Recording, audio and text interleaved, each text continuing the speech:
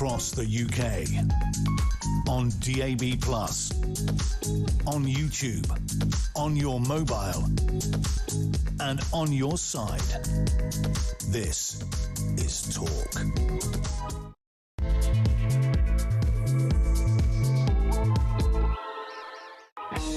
Hello and good morning to you. Were you on tenterhooks waiting for the results in the Makerfield by-election? Because, wow, it wasn't like an ordinary by-election, was it? It was almost like a litmus test for the future. What might happen in a general election?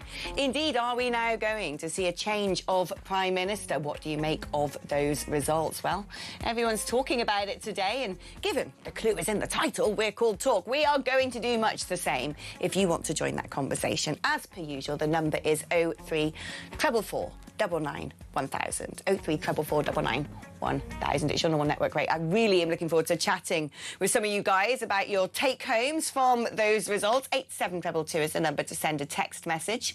Write the word Talk before you text. You can also contact me on WhatsApp. Leave me a voice note if you fancy on 03444 99 1000 as well. And on the socials, we are at talkTV. Oh, should I give you my two-bit? Is that what you want? Do you want to know what I think about this? Well, really, I suppose, from the point of view of most of our listeners, the big battle, the thing we wanted to see how that was going to play out, was this stupid little competition between Reform and Restore. Restore, obviously, you know, trying to out BNP, the BNP, but actually underperformed when compared to the BNP. But, guys, that's all they need to do.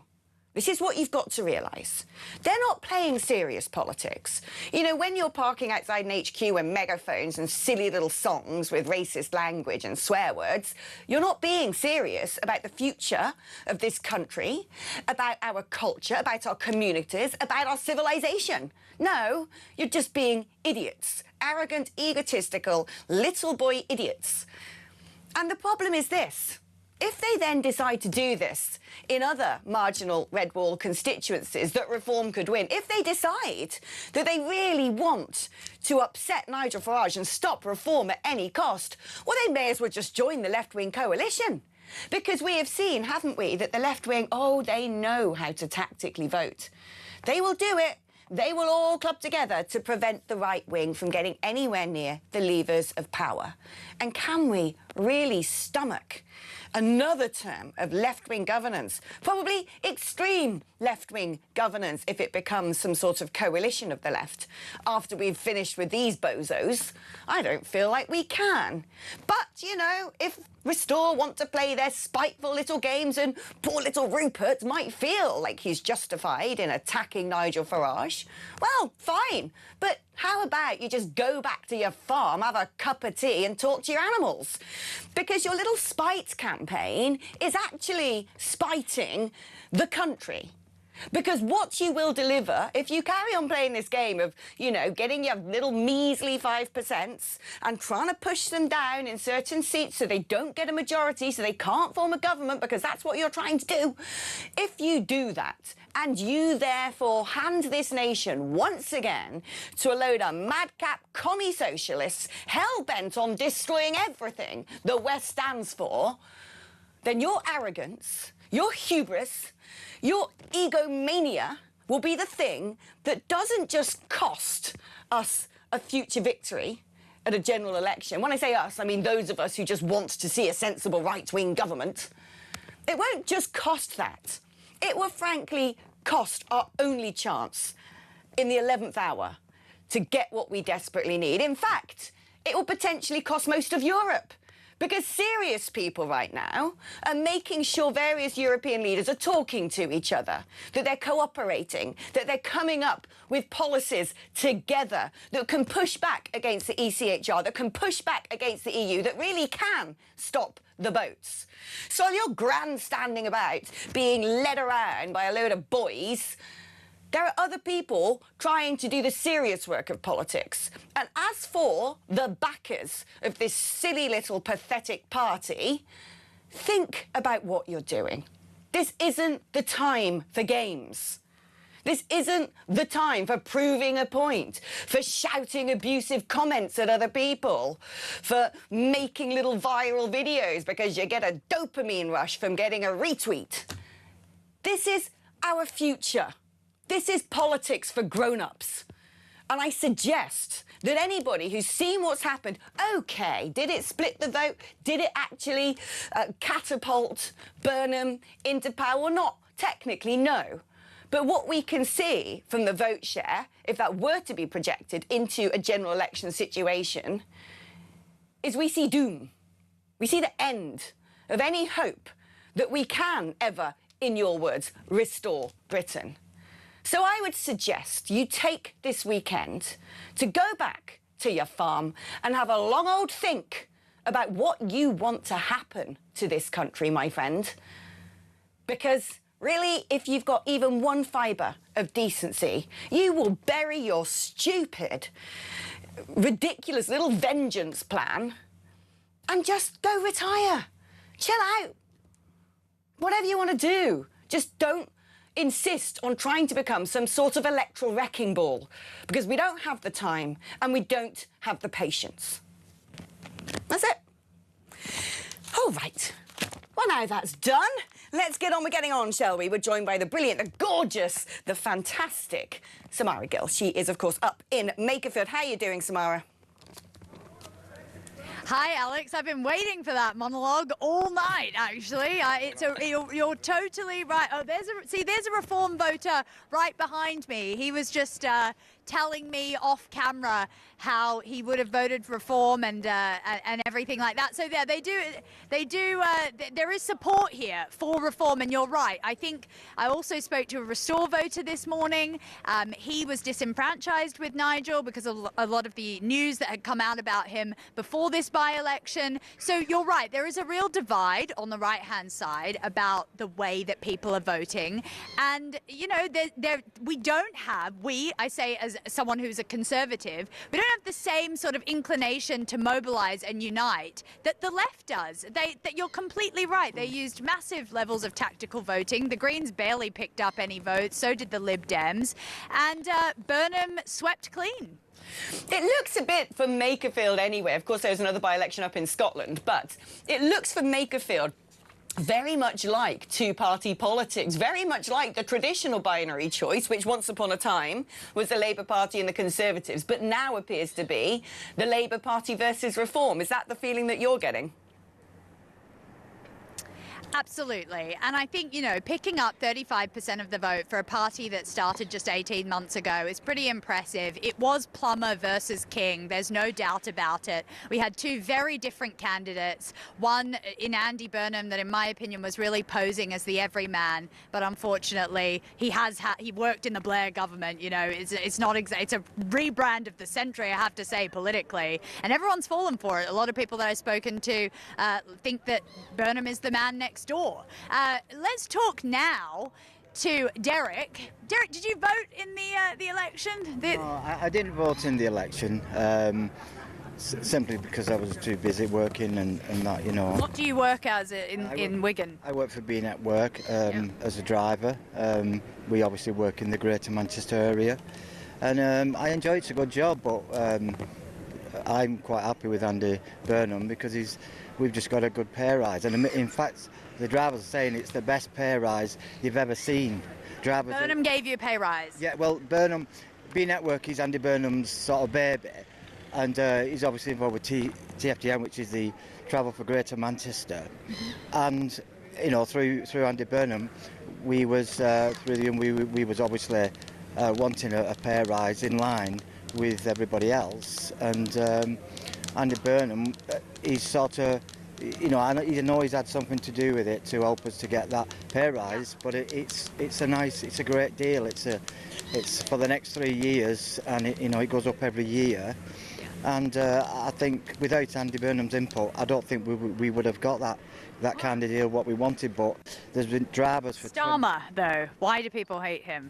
Because same party, two men. Everybody. I haven't met anyone who has a good word for Starmer. Anyone, anywhere. And I think it's because he's I don't know. It doesn't seem like he tells the truth, or he. You know, people have different reasons why they hate Starmer. I mean, I don't know. I know a little bit, but I don't know as much as other people know. But from the people I speak to, you know, from business and, you know, Yeah. I was in business for myself for quite a while before I, you know, worked for B Network. Yeah. But I haven't found, you know, talked to one person who has a good word for him. Derek, just lastly, Restore and Reform, they didn't appeal to you? To be honest, I'm not really know enough about reform to basically give a good comment. But I think, to be honest, you can't do worse than what Labour's done, you know, over the last couple of years. But you just voted for, or you wanted to vote for someone who's in Labour. Yeah, Andy. yeah. Well, like you say, I have a reason why. I'm glad he's obviously won this local election, but the reason, you know, all the lads, you know, are sort of in favour of him now is because he's helped us to get a better living, really, a rise which gives us a better living, you know. Fair enough. There you go, Derek. No, I get you. A vote for Andy was a vote for a change in the Labour Party. That's kind of how he sold it to people, and that's what people have responded to. Well, we are, you know, I think there's people, a lot of people, like you say, have their own reasons why they voted for Andy, and but for me, you know, I don't know enough about him, but I do know him. Obviously, his involvement with B Network, and he's been great for us. He's been great for B Network, and he's also involved with Northern, which is you know the local trains in the Greater Manchester. And he wants to integrate the B Network trains. We do have a couple of B Network trains now into the B Network buses, and you know, it has been massively successful. The B Network buses that brilliant. Well, thank you so much. you're Really welcome. appreciate your input. And there you go. It's great to talk to someone, you know, common sense, likes Burnham, likes what he's done for the people up north, and there you go. Yeah, it's interesting, isn't it, listening to Derek there. There's a clear distinction, I think, between people in Makerfield who have voted for Andy Burnham to get rid of Starmer rather than voting for the Labour Party. And I think a lot of their campaign materials seem to just have Andy with a cartoon face on it, barely mentioning the fact that he was connected to the Labour Party. But what did you make of some of the other campaigning tactics in Makerfield? Because the whole world seemed to turn up in that one constituency, and there were all sorts of, you know, mad things going on. Absolutely. You know, there were even journalists from Japan in the spin room last night. That's how international this has gone, not to mention American journalists, even some from Australia that had dropped by to report on this by-election. So that shows you just how crazy it was. But you're right about the campaigning tactics. You know, 98% of Facebook ads for Andy Burnham's campaign did not contain the word Labour. And that was a very intentional choice by his team to make sure that they separated brand Andy from brand Labour, which is in the absolute toilet at the moment. But Andy's on the up and up. I think there were some really aggressive tactics used by Restore Britain. I mean, that Muslims for Reform bus, which was some sort of sick stunt that they pulled, or at least young Bob said that they pulled, and then he took the post down and made this big apology, along with all the flyers. I mean, why are they trying to cannibalise themselves? Why are they coming for those that have the same intentions? It's a very important question to ask, because the Conservatives didn't really mention Restore Britain once in their campaigning. There's lots of questions we have to say and think about. You know, why was this played in such a way, Alex? There's a lot of questions that need answering in due course, that is for certain. Whether we'll ever get the answers, I do not know. Finally, Samara, though, Sir Keir Starmer has said he will stand in a Labour leadership contest should one be triggered by Andy Burnham. I don't know why they're playing this game, quite frankly. Well, there's not actually a leadership contest. This is all hypothetical. Why do you think Burnham just stood? But, I mean, this is it now. I guess over the weekend, you and I are going to be pretty busy.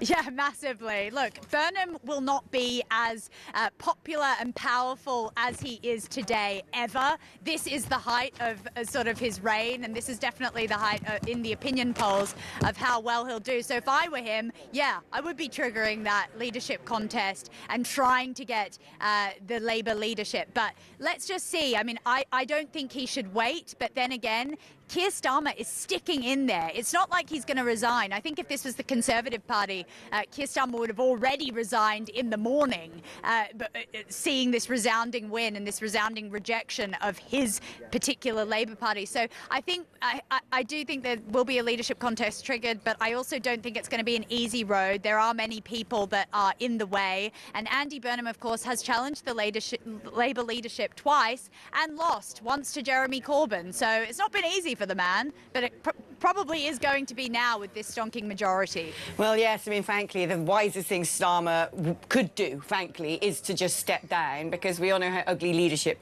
contests get, and it always leaves a bad taste in the electorate's mouth. The Conservatives can tell you that. Samara, fantastic reporting, as always. Thank you so much for doing the all-nighter and being there for us from breakfast and throughout the day. She's a real powerhouse, isn't she, that one? They make special things in Australia, like Samara Gill. We don't get that sort of tenacity here in the United Kingdom. Right, listen, if you want to have a chat and let me know what you think about these results and what could happen next in Britain, what does our future look like? Or are we just overhyping this? It was a by-election, for crying out loud. Or is this really a sort of looking glass through which we can analyse what might happen? Let me know your thoughts. 0344 499 1000 is the number to dial. It's your normal network rate. You can also send me a WhatsApp on that number, or leave me a voice note on WhatsApp. I do like a voice note. 8722 is the number to send a text message. Write the word talk before you type out your message if you're going to do that. We are back just after this break.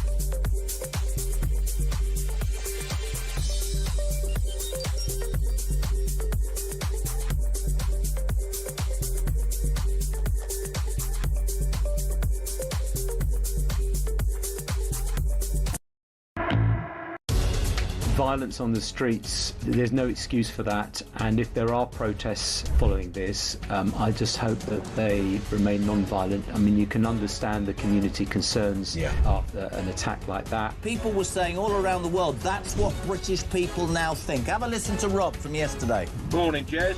Well, yes, rightly, you shouldn't condone what happened. What else have people got to do? The political class are not listening. These people who are coming over here illegally, they're rapists, terrorists, they're coming over here. It's literally like putting a wolf in a sheep field. Across the UK, on DAB+, on YouTube, on your mobile, and on your side. This is Talk. Hello, welcome back to the show. Well, a bit of a stonking victory for Andy Burnham. Wasn't really that close in the end, was it? And interesting, actually, to point out that the vote share that Labour got this time round was not dissimilar to the vote share in the Get Brexit Done snap election of 2019. And remember, this was a hugely Leave voting constituency. So perhaps this is it. Perhaps this is the Makerfield ceiling. Perhaps we can now consider this a Labour Party safe seat. Let's speak now to Richard Powerside, former Labour Party official and author of 1997, The Future That Never Happened, a history of New Labour. Is this going to be that future then, do you think? Is this new Labour? Is Burnham going to become our next Prime Minister?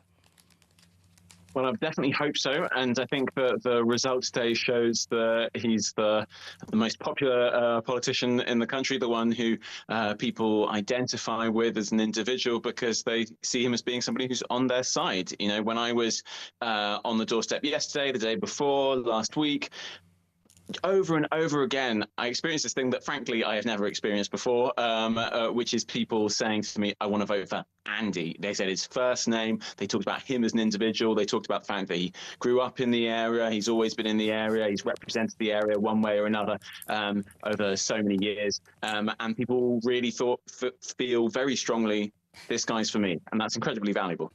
I'm smirking because on the screen to your right is the typical, you know, vista of British politics with Count Binface and a fox flanking Andy Burnham. You just couldn't make this stuff up, could you? Let's have a little clip, shall we, from Andy Burnham's victory speech last night. My own party. This is a final chance to change. This is what people said directly to me on the hundreds of doorsteps that I stood on. We must hear it. We must act upon it, and we must get it right. There will be no second chance. But it is a chance now, from this result tonight, to build a new politics based on unity and hope, turning away from the path that takes us to a divided, dark politics of the kind we see in the United States. We must now take this path and put this country back on the right path and bring people back together and get things working properly again. I mean, in theory, basically, the people of Makerfield, about 20,000 odd people, had the opportunity to decide whether or not that this man becomes the next Prime Minister of the United Kingdom on behalf of 80 million people. Quite a sensational responsibility for the people of Makerfield. Now, Burnham there is talking about we need to get back on the path of unity and hope, bring people back together. We don't want politics like they have in America. But what does any of this mean? You know, the way I would translate that is if you think that people are going to crack down on open-door immigration, he's not going to. But do we know what Andy Burnham is? Do we know what Burnhamism is going to look like? Because if he's about to run the country and I'm going to have to live under it, I'd rather like to know. Well, if you're asking about his immigration policy in particular, you will have noticed that he's been making pretty strong signals that he wants to keep with the relatively conservative immigration policy of Shabana Mahmood. If you're asking about his policies generally, you know what, I actually disagree with you about what he said about unity. I think it's incredibly meaningful. I think that somebody who stands up there alongside the reform candidate who has repeatedly brushed aside the fact that Nigel Farage is taking strange secret $5 million pound donations from billionaires, sitting next to the Restore candidate who has signalled very strongly that they basically just don't want people who aren't white in this country. And Burnham there is very strongly saying, I campaigned and I won a stonking victory by saying, when we stick together, we're stronger. That's how we're going to get through this. And I think that's very meaningful. Well, okay, and I think most people will hear that and they'll say, I believe in that. But OK, that's great. People can sing Kumbaya. It's a nice song. What does it mean? He's going to probably become the Prime Minister of this country. Don't we all deserve to know what he actually is going to do? What is he going to do? Do we know? It's all very well knocking on doors, say, be nice, be kind, we don't like division, let's all get together. Fantastic. It's not telling us, it's not giving us a roadmap for what he's going to do about the economy, what he's going to do about defence, what he's going to do about welfare, what he's going to do about immigration, what he's going to do about the NHS, about education, about extremism on campus. I mean, the list goes on. What is he? Well, you know what, I'll give you a couple of his policies in a moment, Alex, but I would point out that if he had spent the Makerfield by-election talking about national policy, people would have been pretty annoyed about it in Makerfield. What people loved when I was talking to them on the doorstep was they were like, oh, yeah, he's been talking about the fact that we had this, like, massive tip of rubbish down the road. But he's not going to be looking after the tip of rubbish. He's going to be in number 10. That was his ambition. That's why he stood in the seat. So, frankly, it's a bit disingenuous talking about fly tipping. He's not going to be doing those things. No, it's not disingenuous to talk about local issues when you're running to be a local MP. He's not running to be a local MP, though, is he? Let's get realistic about this. Do you think he was running to be a local MP? He was until 10 p.m. last night. Now he's going to be setting out his stall in ways he's already indicated. And he's talked very powerfully, for instance, about public ownership and or public control of the key utilities. I think most people see the way that for repeated administrations and governments for decades, we've had this bonkers Thatcherite experiment of like privatizing the water system, things like that, which has so obviously failed. We've got an energy system that's still recovering from the ridiculous experiment of privatization, which left us with such an insecure system. We need somebody who says, I'm going to use the power of the state to make things better for ordinary people. That's how you cut bills, and it's also how you protect us from our enemies. But do you have any idea how much renationalising utilities would cost? We don't have the cash money for it, I swear. So with water, the great thing is sadly, you've got water companies like Thames Water that have been run into the ground by private equity firms. And because they're in such a bad situation, we could probably buy them for £1. The water companies that haven't been run quite so terribly maybe don't need to be nationalised or so quickly. There's also, of course, the option of public control, public direction, rather than public ownership, which is far cheaper, kind of even free, because you're basically doing it through regulation.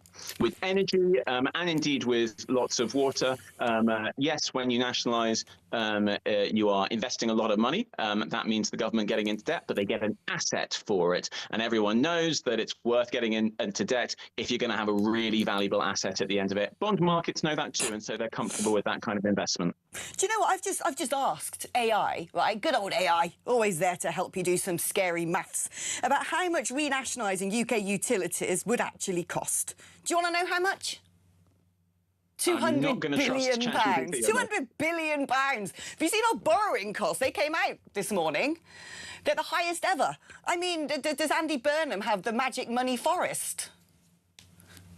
You're talking about something that ChatGPT's come up with, and I'm frankly not very impressed by it, Alex. I'll say it again. There are ways and there are bits of utilities that you can nationalise very quickly. That's why Nigel Farage has taken up that policy. He's copied it from people like Burnham.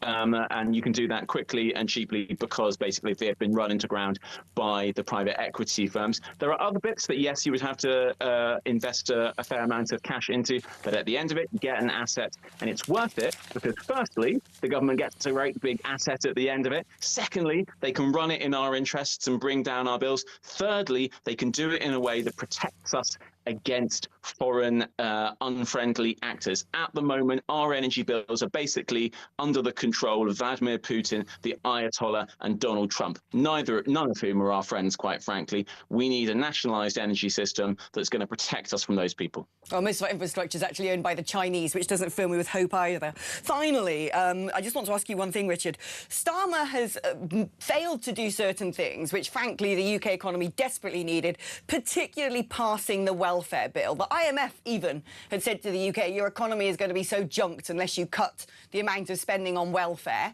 And they were told, well, look, we've got this welfare bill, don't worry, it's all in hand. The backbenchers failed to pass it. Do you think Burnham is going to be able to be the backbench whisperer if he becomes Prime Minister?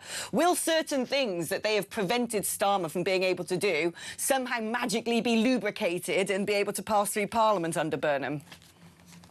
Well, welfare has been, we've paid the same amount as a proportion of GDP on welfare for many years now. That's been the same under New Labour, Coalition, Tories, and indeed the Labour Party now. So people making up this nonsense about how we're spending way more on it as a proportion of our budget, it's just a lie. It's just a lie. Of course, it's incredibly important to have a welfare system which is we do need to change it because at the moment we're not doing enough to help people get off welfare and back into jobs. The problem with that is it's actually quite expensive, right?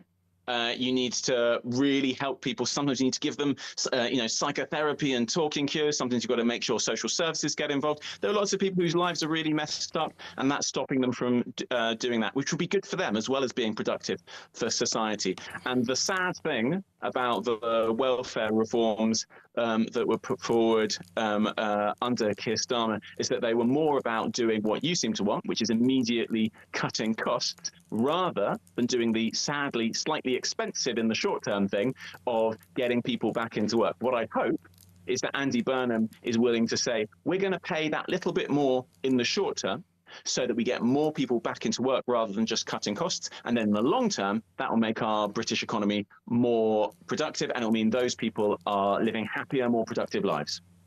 It's always great to have you on, giving us the lines from the inside, the perspective from the Labour front. Richard, thank you ever so much. Fascinating conversation. Right, OK, let's take a short break. Go put the kettle on, get yourself a coffee or whatever it is that is your poison at this hour of day. When I come back, we're going to be speaking to Orla Minahane, who is spokeswoman for Restore Britain. That's coming up after this.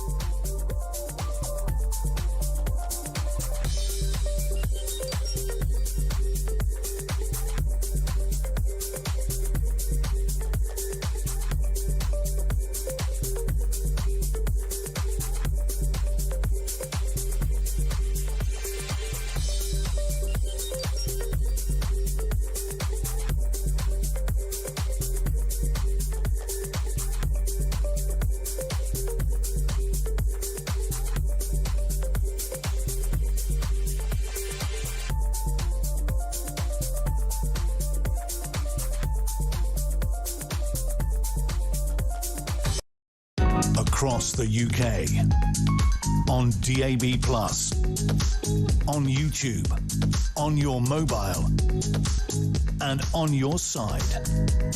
This is Talk. Hello. Good morning. Welcome back. Or welcome aboard if you've just joined us. Where have you been? We've been waiting for you to turn up. Right, OK, so there's only really one big story in town today, isn't there, which is the results of the Makerfield by-election. Andy Burnham romped home to victory, and arguably, if you'd stuck all the votes on the right together, it still wouldn't have been enough, although it has raised questions about how what happened in Makerfield might translate across various red wall constituencies in a general election. Let's speak now to Orla Minahane, spokeswoman for Restore Britain. It's great to have you back on the programme, Orla. Tell me, what did you make of these results? Oh, do you know what, Alex? I am absolutely... Do you know what I'm most upset about? I am most upset about the fact that over 50% of the electorate in the constituency voted for Labour. I mean, wow. Look, it doesn't surprise me because I was there last weekend and the support for Labour was mind-blowing. And if you look around the town and you look at the challenges they have and you say to people, why do you think that Labour are going to change and it's going to be any better this time? You know, everything that you see in front of you, everything that you're dealing with on a day-to-day basis is the result of Labour and, you know, your support for Labour over the years. And it has done you no favours, and yet you're going to go back and vote for them again. And that is astonishing. I honestly think that their hatred for Starmer was a lot to do with the fact that they wanted Burnham in. I think that was that was you know what they tried to achieve by voting for Labour. Yeah, without a doubt, there was a sort of get Starmer out element to all of this. But the other element, I think, is tactical voting, which the left are very good at. You know, it's something that the left wing have always done. They've even got blimmin' Carol Vorderman, don't they, doing the sums for them. But we can anticipate, can't we, in any forthcoming by-elections, general elections, local elections, whatever they may be, that we are going to see this repeated across the country. We're going to see Green voters step stepping back or voting for Labour where Labour can win, Labour voters stepping back and voting Green where Green can win, and we could end up with a crazy coalition of the left wing. The problem we have is the right doesn't seem as good at working together. No, correct. And is that going to have to change, Alex?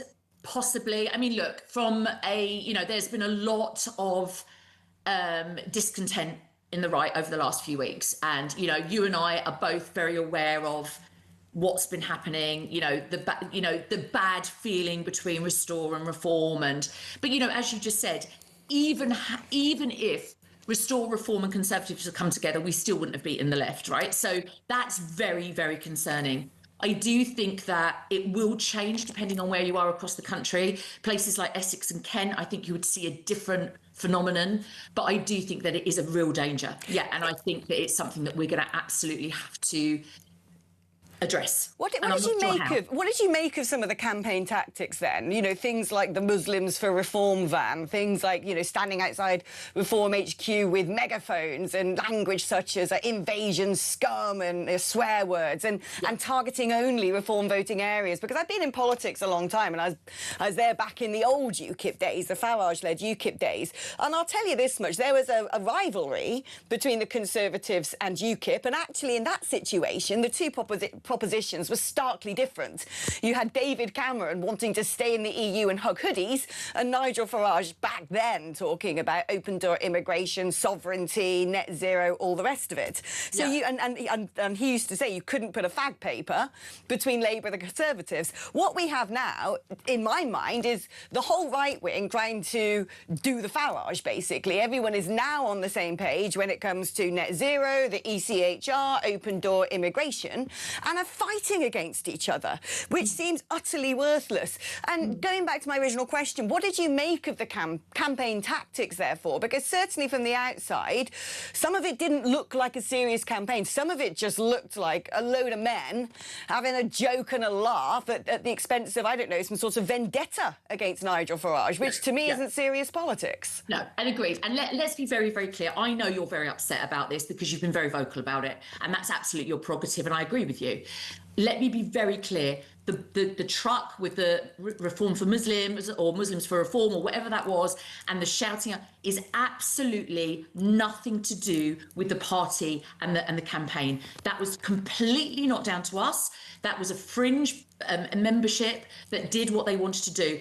Rupert said yesterday, I believe, I didn't see it myself, but he said on X, this is nothing to do with us. This is absolutely a couple of members who are doing whatever they please, and that is wrong. And he did say that. OK, but he's also said he won't ever police the membership. He's made that point over and over again. Frankly, if people are doing things in your name with your logo, and they seem to have very good assets, these Restore Brits, they had all the kit, they had, the vans. I mean, if people are doing things in your name, you are the headmaster. You've got to control the class. Well, you do, but you also can't put them under tension. So, ultimately, with all due respect, Alex, there's some very dodgy characters in Reform as well, as there are in any party. I mean, look at the Greens. God, they've got, half a mental institute in their membership. But, the fact is, people pay their £20. You say to them, you send an email out saying, come up to Makerfield. You do not know who you're inviting.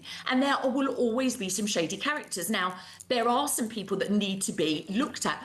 I could not tell you their names. So it's very difficult to police people when you don't know who they are. Now, there were people in Makerfield last week who were wearing branded tops, etc., and they weren't produced by us. They've just got them made. You can do that very easily online. So I don't want anybody to be under the illusion that truck and this behaviour was in any way instigated by us within the party. It just absolutely wasn't. And it's very difficult to control and manage. But control and manage, it needs to happen. Let's first of all have a look at this clip from Isabel Oakeshott speaking to Mark Dolan this morning. In my opinion, this is the new BNP, and I don't say that lightly. Some of the people associated with this movement are deeply unpleasant, but nonetheless, they are now a significant consideration for anyone who's looking at wanting to replace socialism with a small c conservative government. And that's a reason for reflection for all of us on the right. I mean, what do you make of that, this idea that now Restore Britain is sort of out BNPing the BNP? I mean, Alex, come on. Look at me. Do I look like a member of the BNP? No, you don't, Orla. That's the thing.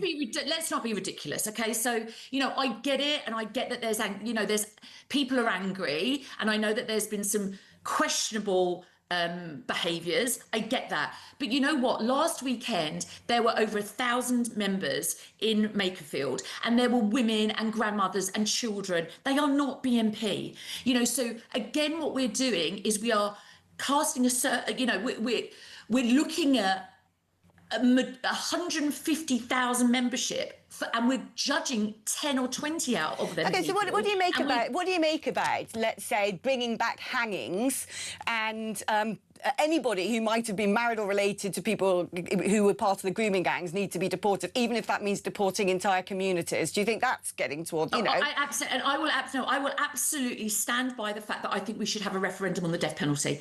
Absolutely, 100%. And I've been very vocal about that. Now, whether or not you do or anybody else does is absolutely your personal public hangings. No, I don't think public hangings. No. Okay, so not hangings. It's not the 17th century. Well, I don't know, because that's Rupert Lowe.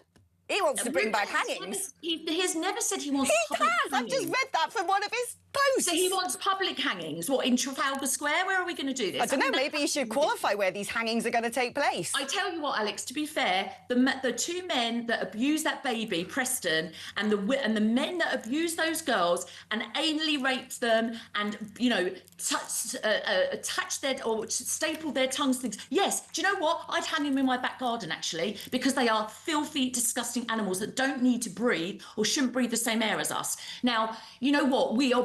This is pedantic. These are important things, okay? We've not had a discussion about hangings in Britain since, well, like you said, the 17th century or something. Listen, Orla, we're going to have to leave it there because we're going to be crossing live very shortly to a rally that Andy Burnham has decided he's going to have this morning. Is this the leadership campaign already swinging into action? We're going to be taking that live from 10:45. Thank you so much to Orla coming on there. She's a great woman indeed. We're going to be taking a short break. When we come back, we're going to have a little peek at what Andy Burnham's up to with his victory campaign, parade, whatever it is. But is this now the beginning of what could be a weekend of plotting, jostling and a bloodless coup? Let's find out.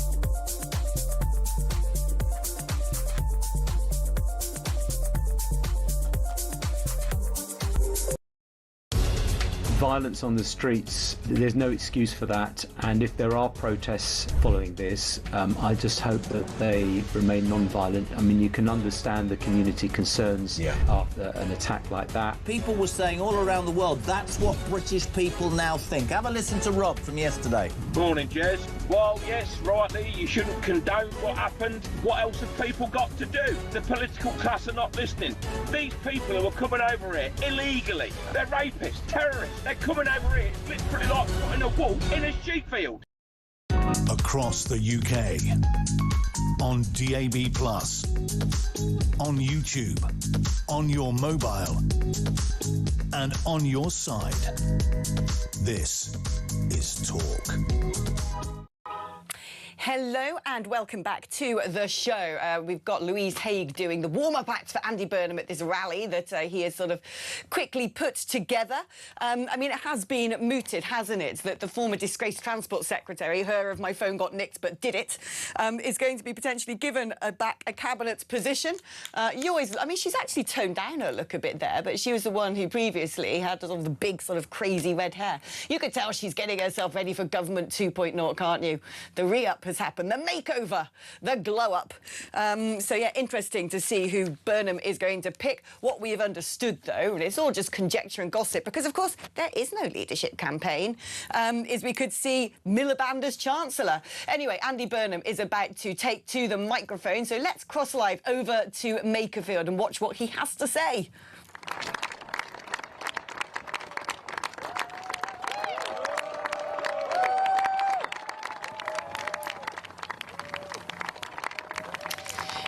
So everyone there with our Andy for Us placards. Interesting, nothing using the word Labour or Labour Party. It was very clear during the campaign, actually, that this was almost a sort of presidential primary as such. This was about choosing a man to take on Starmer rather than a normal by-election, which, of course, is why we've all been fascinated by it. Burnham dressed down in a white T-shirt with his wife by his side. I assume that's his wife. I've got no idea who that lady is. Sorry if it isn't.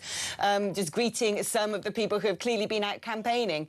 Here he is now, approaching the microphone, so let's listen in. Thank you all so much. The first thank you I've got to do is to the people of this wonderful area who've looked after us so well. Stubshire Cross Community Club, everybody. And how about Ashton Town FC? I did score 2 down here the other night, by the way. Thought I'd better mention that. They've hosted us as well. What we're going to miss Galloway's, aren't we? Some of you are anyway, so thanks to Galloway's. I could keep going on. But the thing is, the people here obviously have put up with a lot of inconvenience over the last 5 weeks, but they've done it with incredible patience and good humour, because that's how people here are. That's the kind of the character of the people and the place, and it really came through in the by-election. So just huge thanks from us all to the people of all the proud places of the Makerfield constituency. Really, everything that you're about came through, and we all owe you a huge debt of thanks.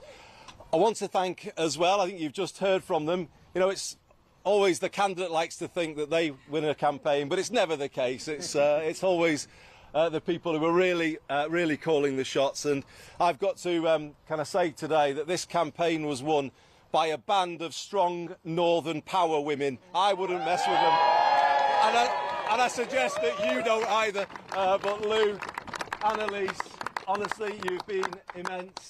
I could go through everybody. Grace, I'm going to shout you out as well. You've been absolutely brilliant. There's too many more to mention, but honestly, what a campaign they've led, and I'm so grateful to them. You will all know, if you go back to May, this part of the world, people here issued quite a clear call for change. In fact, I would say it was more an instruction that things had to change. And somebody right here behind me understood how serious that call was. And I'm talking about Josh Simon. So it's something that I want to say, Josh, to you today. Such was the power of what people said in early May. You realised that this wasn't and couldn't be business as usual. It needed a response. It needed a profound response. And you did something incredibly selfless in stepping forward, working with me to see how we did respond to what people said. It is a significant sacrifice that you, Leah, who is somewhere, I think, over there, wherever you're there, Leah, and the family made. But I know you did it for all of the right reasons, and I think it's important this morning for me to put those reasons on the record and to thank you both, your family, publicly for what you did, because it does now open up the space for the real change that the people of this constituency deserve. Thank you, Josh. Thank you, Leah.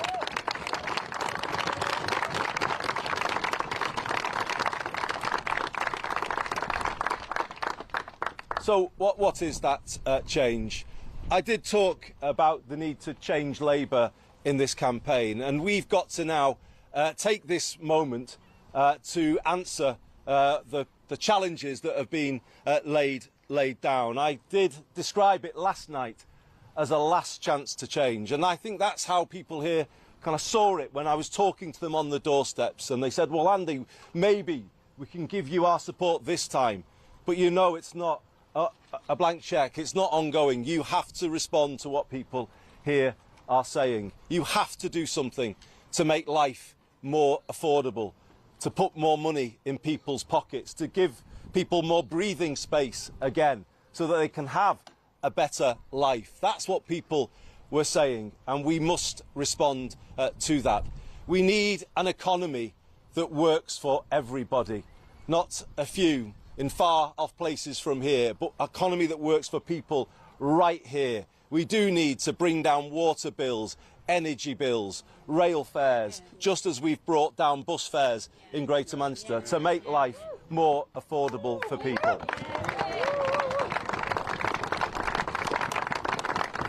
We do need an end to trickle-down economics, which didn't trickle down very much at all to places like this. We want to see a new drive of reindustrialisation across the north of England and indeed the rest of the country, and big change in Whitehall if that is to happen. And I'm talking about public procurement. It's about time we started backing British business and British industry so that we can reindustrialise places like this. And yes, let's change the education system so that young people growing up here have clear paths into that new industry. No more an education system dominated by the university route, but an education system that offers a path for everybody, academic and technical, in equal balance. That's what we need if we are to change this. And when I say change to public procurement, as a result of using the power of it, get more work placements for people, a guarantee of a work placement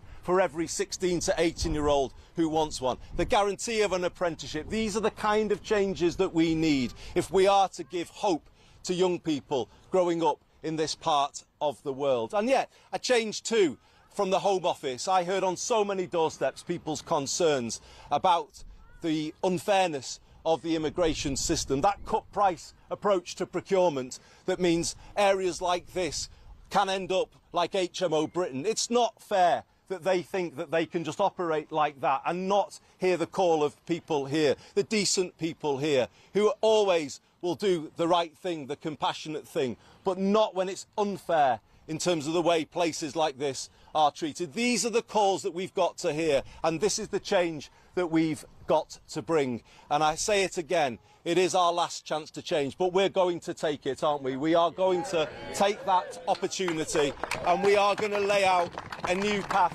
for Britain.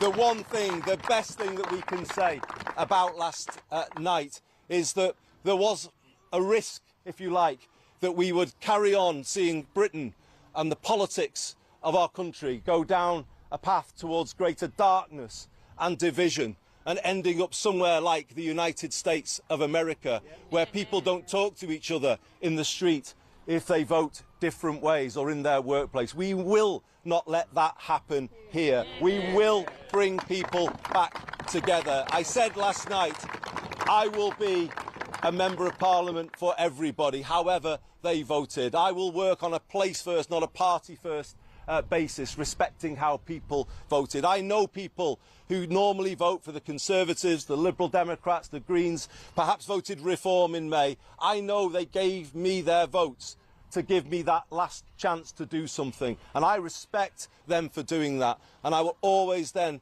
work in the way that shows how much I value what they did. And that's the kind of change we need to, a change in our politics to make it work again for people. You know, I did say it last night and I mean it. The word Makerfield in the future must be known as a byword for the change that came to British politics. This is the moment. We've been on a path for 40 years that simply hasn't worked for people and places in this part of the world, and this now is the change moment. We have an opportunity to turn the tide, to make the country feel like it's working again, to make people see that politics can make a positive difference, to make people feel hope again. That is the main thing I think we need in this country right now, for people to feel a sense of hope, that there is something better to work towards on the horizon. This election result has opened up the possibility that we can now move forward together towards that future. And that's what I'm going to do. I will work relentlessly to make what the people have voted for here happen. And we will do that together, won't we? We will take the energy of this campaign and we will bring it forward into changing British politics for the better, and to make this part of the world, if you like, the test, the Makerfield test at the heart of British politics. When policies come forward, if they don't work for people here, for the places of this constituency, if they don't lift people up, then they shouldn't happen at all. We've not had a country run on that basis before. Places like this have often been an afterthought. Westminster has looked past the communities of this constituency. Well, no more. That changes today.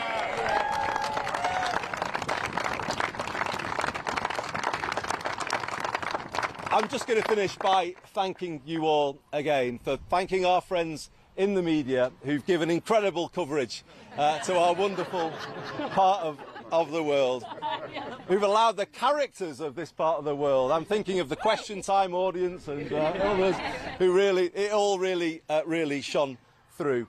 But I'm going to come back to really what this is all about, the people.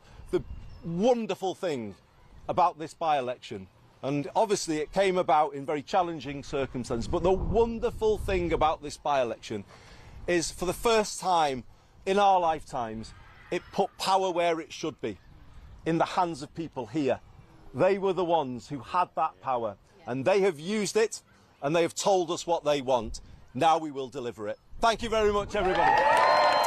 Well, there you go. Andy Burnham addressing people directly after his win in Makerfield. It does seem like warming up, doesn't it, for a leadership competition. Let's go over some of the things he spoke about there. It was almost laying out his personal manifesto. We had discussions of reindustrialisation, overhauling the education system to bring in more practical skills training, a Britain-first approach, actually, to training people up for certain jobs. He also brought up fairness of immigration and placement of HMOs, houses of multiple occupancy. There was a lot in there, actually, which probably would have appealed to Reform voters. Some policies in there which are not particularly different from those of Reform UK. The big question, of course, for Andy Burnham is, will his backbenchers allow him to do it? If he wants to do some of these things, it's going to cost a fair whack of money. Will he be able to cut that welfare bill down? Will he be able to overhaul energy policy to make reindustrialisation possible?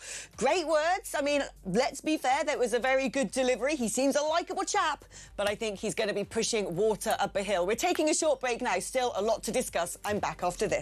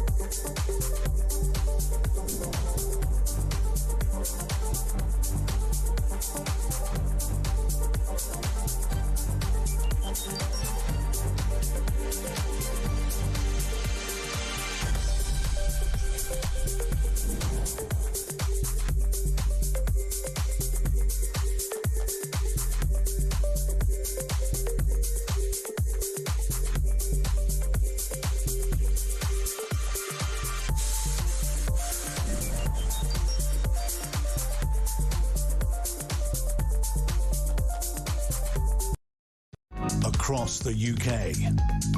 On DAB+, on YouTube, on your mobile, and on your side. This is Talk.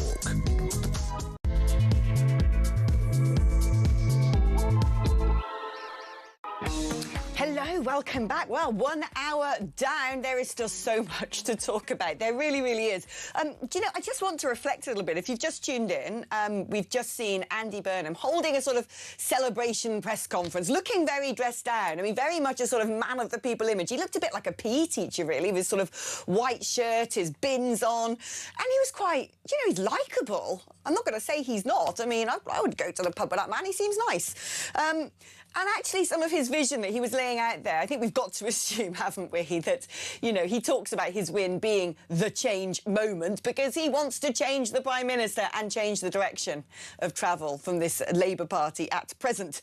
And so what might that look like? He spoke about reindustrialisation, bringing manufacturing jobs back to the north. Well, that's going to involve, one would assume, getting a grip on some of the more decadent elements of net zero. How's Ed Miliband going to feel about that, particularly if you make him Chancellor? He also spoke about education and needing to sort of loosen the grip of academic institutions and universities on young people, instead getting them into skills training, getting them into vocational training, because certainly under AI, one assumes that that is where the growth market is probably going to be. Very reform-esque policies. He spoke about HMOs even, houses of multiple occupancy, and sort of alluded to the fact he wanted a fairer immigration system. I mean, from the outside, it very much sounds like the UKIP manifesto of 2015. You can see how it appealed to people on the doorsteps of Makerfield. But my big question is that going to appeal to the more radical leftists on the backbench? We've been told, haven't we, that actually underneath it all, Andy Burnham always used to be a very radical left-winger, more left-wing than Sir Keir Starmer, they say. Well, that didn't really sound like it. So what do we have in store? What is Burnhamism? And if it is this, which I think, you know, there are bits in there that, well, sound quite hopeful. I wish the man luck, because this is our nation's future at stake. But is he going to be able to execute it with what is left in the national coffers, with keeping Ed Miliband in play, with being a member of the ECHR, all these other elements that a party like the Conservatives, Restore, Reform would all agree needs radical overhaul? Is he the man to pursue radical overhaul? Something makes me think not interesting that he was thanking his friends in the media. Don't worry, hasn't skipped our attention that many other broadcast channels seem to be clapping like seals at today's result. Anyway, what went wrong for reform? Let's dissect that, shall we? Because Makerfield should have been, potentially on paper, a very winnable constituency. It voted quite resoundingly to leave the EU. It is predominantly white working-class Britain. In fact, Reform had done very well in the recent council elections there. And yet, it didn't really come to pass in this by-election. Not only did they not win it, but the swing over to Burnham was, well, far bigger, I think, than they anticipated. The best person to dissect all of this with me is my old mucker, Gawain Toler, because Gawain and I, back in, well, from the years of 2013 onwards, were the people in the cupboard of HQ UKIP. We know a lot about Nigel Farage. We know a lot about the movements. We know a lot about their 2015 manifesto. We know a lot, frankly, about politics and the rise of the right. So, G, I mean, look, let's try and unpick where they dropped a few balls here. What do you think stood in their way from actually, if not winning it, at least looking like they could have done? There's a couple of things within our power and things outside our power. One has to remember that the by-election was not called in a vacuum. Josh Simon stood down. They knew he was standing down. They'd got all their ducks in a row well before this very short by-election was called. We scrabbled to catch up. That's just a fact. When it came to voter intention, we had 4,000 or so people we knew about because of the council elections. We needed 19,000 at least. That's an awful lot of ground to make up in a short period of time. But I would say that there were some unforced errors. There's absolutely no doubt in my mind that the gap between male voting and female voting is now huge. And whilst talking to some women who've been on the doors for us and having people talk to them saying, I'm a reform supporter, and Labour and the other parties had, and Hope Not Hate and various others had hammered home this message. Facebook ads directed at women in Makerfield, things of this sort. And these women were saying, look, I have a brother, I have a son, I have a father. They're from here too. They go to the pub, they say outrageous things. We get it. We get it. But in order to deal with that problem, rather than sort of saying, look, he's just a working class bloke and he speaks like that, yes, that was absolutely true and fair. However, when you are moving from being a plumber and a white van man into somebody who's going to be a representative of a constituency, there may have been no harm in apologising, because the women of Makerfield get it, because their brothers and husbands and fathers are white, are that. Yeah, let me ask you something. I don't know Rob Kenyon. I'm sure he's a lovely, hard-working man. He's a very nice guy. And I for one, don't really give a hoot about his, the comments on social media from yonks ago about whatever. But what's interesting here is Reform really pushed this narrative of the plumber versus the politician. Yeah. Is the problem here that actually, when given the binary choice, it was like, Joe Bloggs who fixes your sink versus the calibre of man who could be a prime minister? Did they actually, was it a bit naive to make it David versus Goliath? Do you think they should have picked a candidate with more experience, with more political know-how, who would, really sort of, make massive waves on programmes such as Question Time? I don't think we could have got a better candidate in the 4 days we had. Right. Rob is a solid bloke. He did stand for us in 24. He is a local councillor elected last month. We had a very limited time frame, and he's a decent guy. He really is. However, I think that it had to be somebody, whoever our candidate, had to be local. We couldn't parachute somebody else in. We just couldn't. Not there. Absolutely not. Is the other thing here, Gawain, because, we've known Nigel for, well, you've known him even longer than I have, and I think I'm coming up to the 20-year anniversary of knowing the man. But he has always been attacked by the establishment. He's always been the focus of attacks by the Labour Party, by the Conservative Party, by the sort of, congregated left wing, by the, media elites, etc. But now he's also getting it from Restore Britain. And is there a big risk here? Because, one thing I've noticed is I would almost recommend don't even bother trying to go after people who are voting Restore Britain. They hate you. They have been poisoned against you.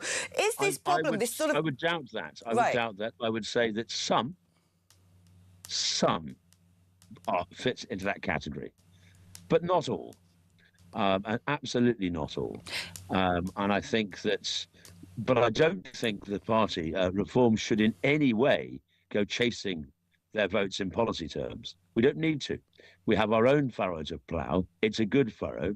We need to articulate it in a way that's more attractive to women, but we don't have to change the policies. We just have to express them more effectively and more decently. But what about this sort of sense of so much bad blood against Nigel Farage? 1 minute he's being called weak sauce by people like Elon Musk. On the other side, he's being called, neo-Nazi and a fascist in the politics of division and hate.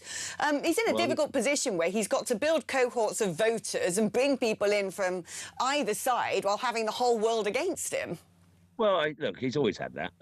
And frankly, it's something he's possibly better placed than anybody I know and know of to handle that sort of stuff.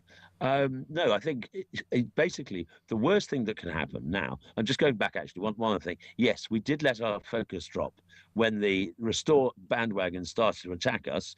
And what's more, have you ever, in all your time in politics and media, come across a party with under 5% in the polls getting this much coverage in a by-election? This was absolutely hyped up by the media, who are run and supportive of other political parties. OK, well, let's talk about this. Let's talk about this, actually, because it's interesting, isn't it? Considering some of the extreme things that at least their supporters say, I would actually point to extreme things that Rupert Lowe has said, that his campaign director has said. I mean, there's a lot I wouldn't necessarily say it's Rupert. It might be somebody running his Twitter feed. Well, exactly. There's a lot of piquant rhetoric that comes out of Brand Lowe. And of course, he can get to do that because he doesn't have to try and win an election. All he has to do, if he wants to play the Stop Farage game, which I am convinced is what he is there to do, is just get 5% in key constituencies. Now, what do you make, for instance, given how spicy they are, that the Conservatives are just zoop, totally silent, giving him places on committees, even relatives of Conservatives donating to him? I mean, look, I know what's going on here, but what do you make of this? One could think that there is something funny going on. However, my feeling is we just stay our course. We stay honest to who we are. The fact is that we must not panic. And I can, when you've had a bit of a bloody nose, and we've had a bit of a bloody nose last night, not just in Makerfield, but also elsewhere. Though we did well in one of the Scottish constituencies, but I think we finally won a council award last night in Wales. But it was a bad night for us across the board. But don't panic. It's a bad night. How many times have we been through the mill and come out the other side stronger? But it is there is a problem, right? There is a problem here. And I'm going to read you some messages, OK? I've met a Restore voter who said Reform is a Muslim party. So somewhere down there in the darkest tunnels of the interweb is a growing conspiracy. Who is feeding that? One thing that I've noticed, and I'm sure you have found the same, is I've got people, old school friends, who a minute ago we were, you know, perfectly good friends and who seem to like Reform, who are now unsolicitedly bombarding me with sort of massive anti-reform stuff. I'm like, look, I'm not in the party. Like, leave me alone. I'm just a presenter. Oh, yeah, they believe. I mean, they believe mad things, and this is going to be a problem, isn't it? Because, you know, I think Nigel even said today, didn't he? In fact, let's listen to what Nigel said in reaction to this result. Well, the Makerfield by-election was a dramatic, emphatic win for Andy Burnham, with a vote share that nobody could quite see coming. In many ways, he's a popular local mayor, just as Boris Johnson was a very popular mayor in London just a few years ago.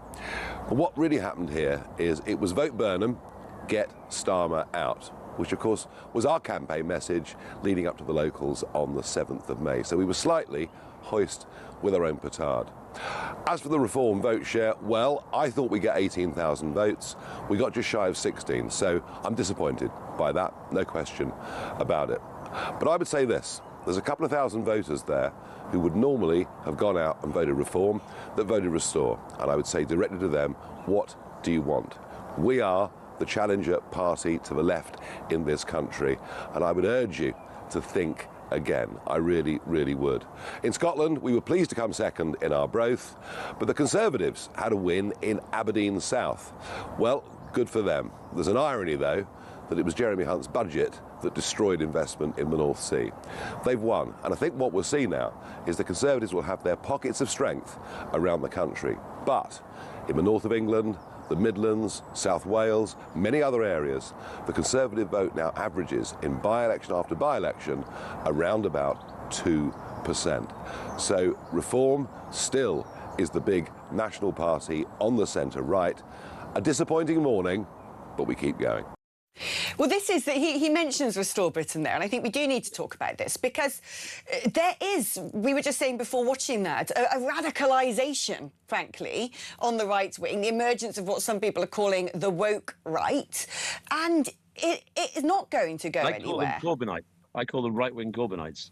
Right, Corbyn rights. But this isn't going to go anywhere. Social media increasingly is having a huge impact. I mean, look, we've seen this in terms of political activism. We've seen this with the sort of spread of BLM and stuff like that. These are all online phenomena because social media is extremely good at heightening emotions, about sending out disinformation, about tribalising people and creating echo chambers.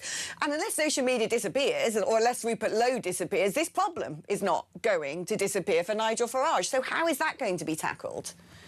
I think that there's always been, and OK, it may have been souped up a bit by social media, but there's always been a party of the hard right.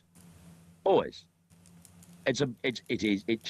I've never seen it on its own when there's competition in the field, when there's a Democratic Party competing in the field.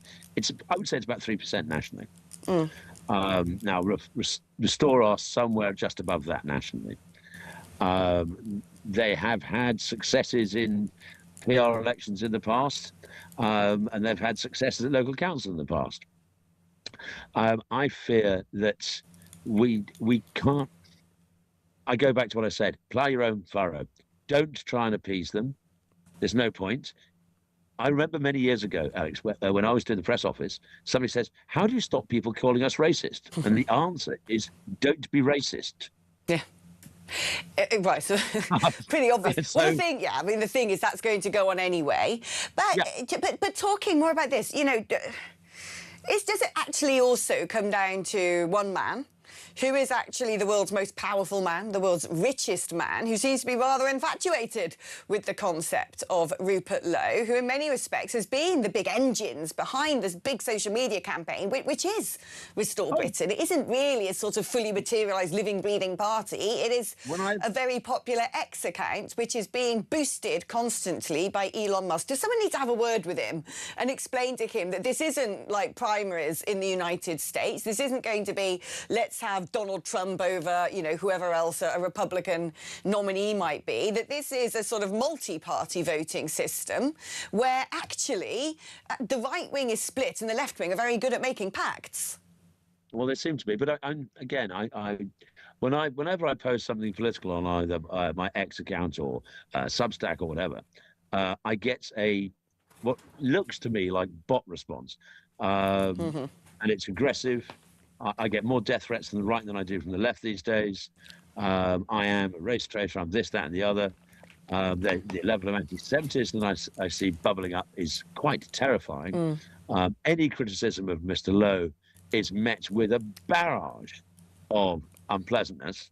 And I'm lucky, I'm a bloke. If you're a woman, you get it far worse. Oh, I know, Gawain. Don't I just know? I've never seen so many memes of me looking wild and dishevelled, crying, flailing my arms around. Okay, kind of do that a little bit, I get it. But also just really appalling abuse. Just a message to all the people doing it. I ain't going to stop. You make as many memes as you like, son. I'm going to still be here saying what I think. But the thing is this. I actually wrote a Substack on this just yesterday, which I've posted on my X account, and I've not put any sort of paywall on it because I want people to read it.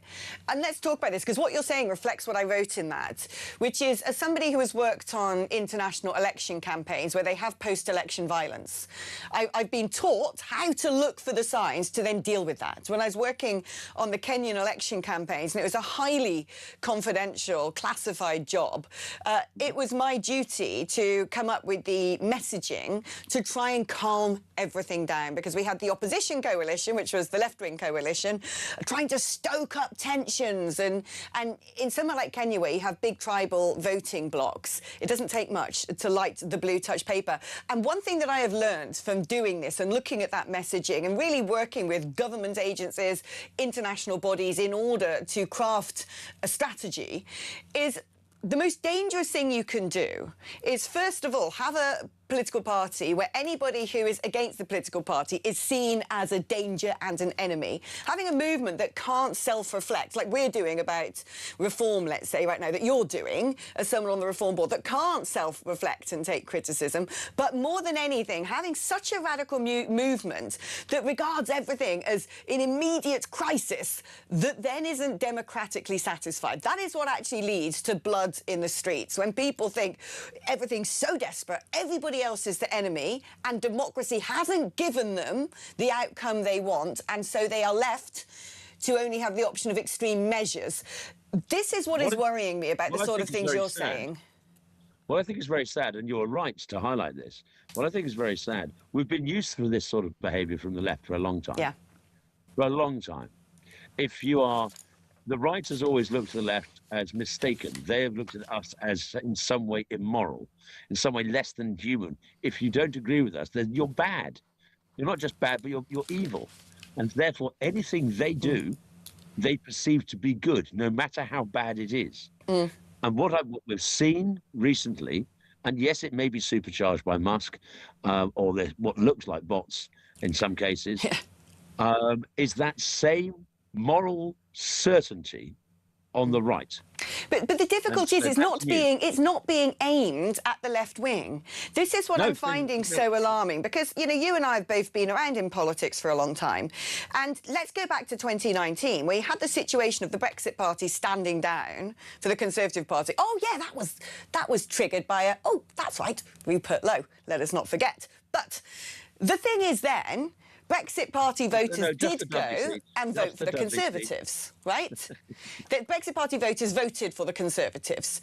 Restore voters, when they're being so radicalised against reform, are not going to do that. This is what I think is so dangerous, because that means the democratic avenues are fully blocked off unless somehow, by some sort of act of God, Rupert Lowe becomes Prime Minister, which, let's be realistic, it ain't going to happen. Not sure which God you're talking about, but okay. I would say, look, I think that Restore significantly underperformed, and I think that's for two reasons. One, a lot of postal votes were already posted before Restore started being a thing in Makerfield. And two, a lot of people went into the polling booth and went, hold on. Now, not the people you're talking about, but a lot of people who were minded to go that way, they'd read the stuff, they'd seen that stuff. And I think they just looked at it and went, and in fact, even Connor Tomlinson and others are saying that online, that was definitely happening. So I don't despair. I don't despair. And I think that the internal contradictions within Restore and Rupert's comments this weekend, well, who cares if it's Andy Burnham? Who cares? He doesn't seem to care about anything. That's his motto, I don't care. He's not interested. He's not bothered. And that works for a small coterie of highly engaged people. But sadly, what came with, and this is, again, partially Reform's fault, there's quite a lot of people who've moved into Restore who were very much Reform people, and have had their noses put out of joint, have not been promoted, this, that, and the other, who hitherto there was no place for them to go. Now there is.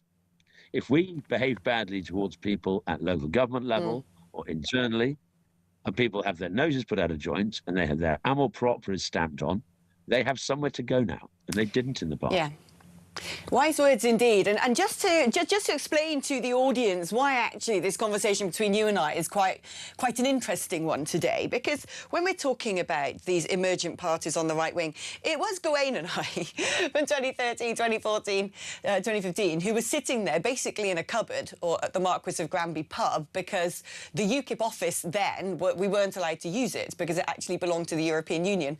But we were it, really. We were a tiny team of two people behind an insurgent populist party, and so we know a thing or two about how this stuff works. And so this isn't coming from, when we have a discussion, I think you'll agree, Gawain, we're having a conversation as we would do down the pub together. We're not here banging, well, you're a Reform Board member, but we're not here banging the drum saying vote this, vote that. We're actually picking apart and analysing it from the position of two people who actually know quite a lot about politics and strategy. I wish the Reform supporters would support us, of course I do, for the reasons you give. But these were the arguments made against us and our parties, and that we've been worked on over the years by the Tories. You're splitting the vote. No, we don't. Nobody owns a vote apart from the person who casts it. And I am uncomfortable about some people on our side of the argument who've been vote splitter. No, we have to make the arguments. We have to make the arguments effectively and well. And it is, to a certain extent, our fault if we fail to do so. So I don't go down the line of pointing fingers, look at you, look at Lou, you're splitting the vote. No, but there has been. I've got to go to break soon, but just finally on this one, let's be pragmatic and honest about this. The Restore campaign has basically been anti-reform. It's been, it seems to me, therefore designed to attack and suppress reform. Therefore, it is designed to split the vote. Arguably, one could say back in the UKIP versus Conservative days, as I did earlier, there was a huge amount of difference policy-wise between Nigel Farage and David Cameron. Huge amount. It was actually the Conservatives and the Labour Party who were identical to one another. We don't have that situation today. The Tories have just won a Westminster by-election based on a policy platform that they didn't have until about 6 months ago, which they've lifted wholesale from Reform. And that's the only way they won, was by being reform. You've just mentioned that Andy Burnham's sounding a bit reformy.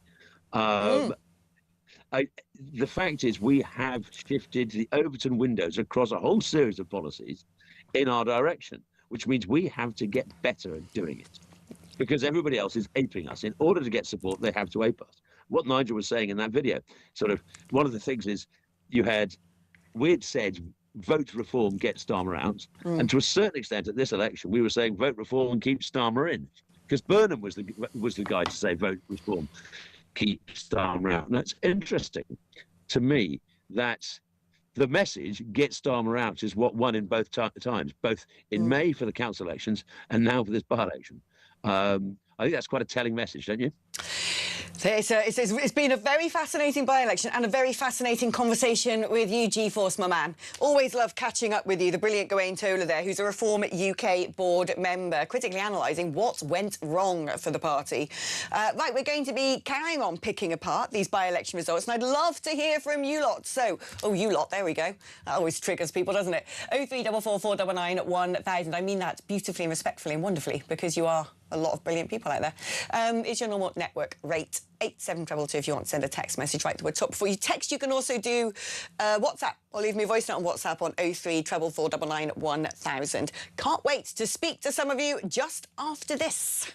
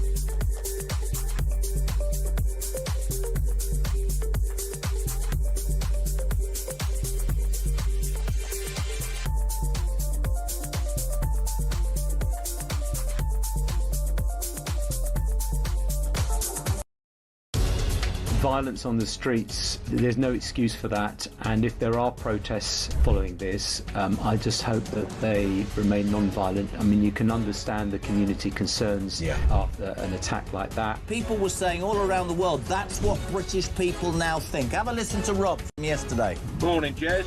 Well, yes, rightly, you shouldn't condone what happened. What else have people got to do? The political class are not listening.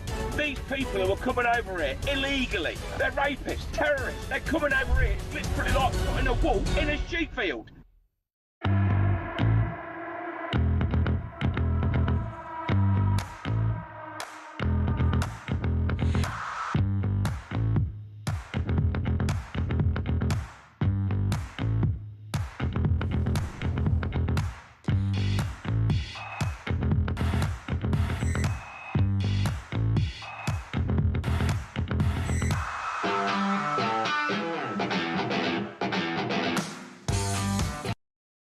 Across the UK, on DAB+, on YouTube, on your mobile, and on your side.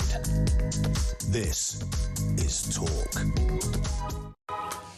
All right then, let us get on with getting on. This is a message from Wendy. Reform kind of need restore. Reform were branded far right. Well, now they're not. Restore fill that gap. Just as Reform were required to push the Overton window, Restore needed to put Reform in perspective. Alex, why all the fuss? Putting Burnham into Parliament ensures Starmer's gone. Putting one more Reform MP into the Commons would not achieve this. So phase 2, Burnham will crash and burn the country with left-wing policies. So early general election, job done, says James of Cardiff. I'm minded to agree with you a bit there because, you know, this renationalisation, reindustrialisation, if Ed Miliband's going to become Chancellor. Do you know what I heard, actually? Shall I share a little bit of gossip with you? What I have heard on the grapevines from the heart of the establishment is that things like the OBR, the markets, the big banks, don't want Rachel Reeves to go anywhere. They've got the measure of her. She's so useless that they're just like, OK, we can deal with this. They're terrified about the idea of Ed Miliband being Chancellor because he might come in and start doing slightly mad things, which is why Gordon Brown is there as the sort of IMF whisperer. So let us see how it plays out. Very few people voted for Andy Burnham, says John. A lot of people voted to have the opportunity to get rid of Starmer. It's necessary that Burnham won. There are millions of people out there who see Starmer as the problem. The UK needs to suffer a lot more for the masses to see what's happening. Only the minority watch Talk and GB News. Oh, don't say that out loud. So they don't have a clue that it's the left as a whole that is the disaster, not just Keir. Good afternoon or good morning, Alex. So good morning.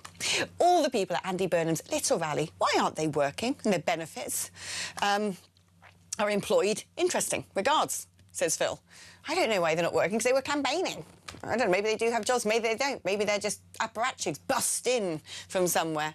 And Terry says, morning, Alex, that result last night was a total anti-Starmer vote. I am a reformer, but if I lived in Makerfield, I would have voted for Burnham just to get rid of the clown.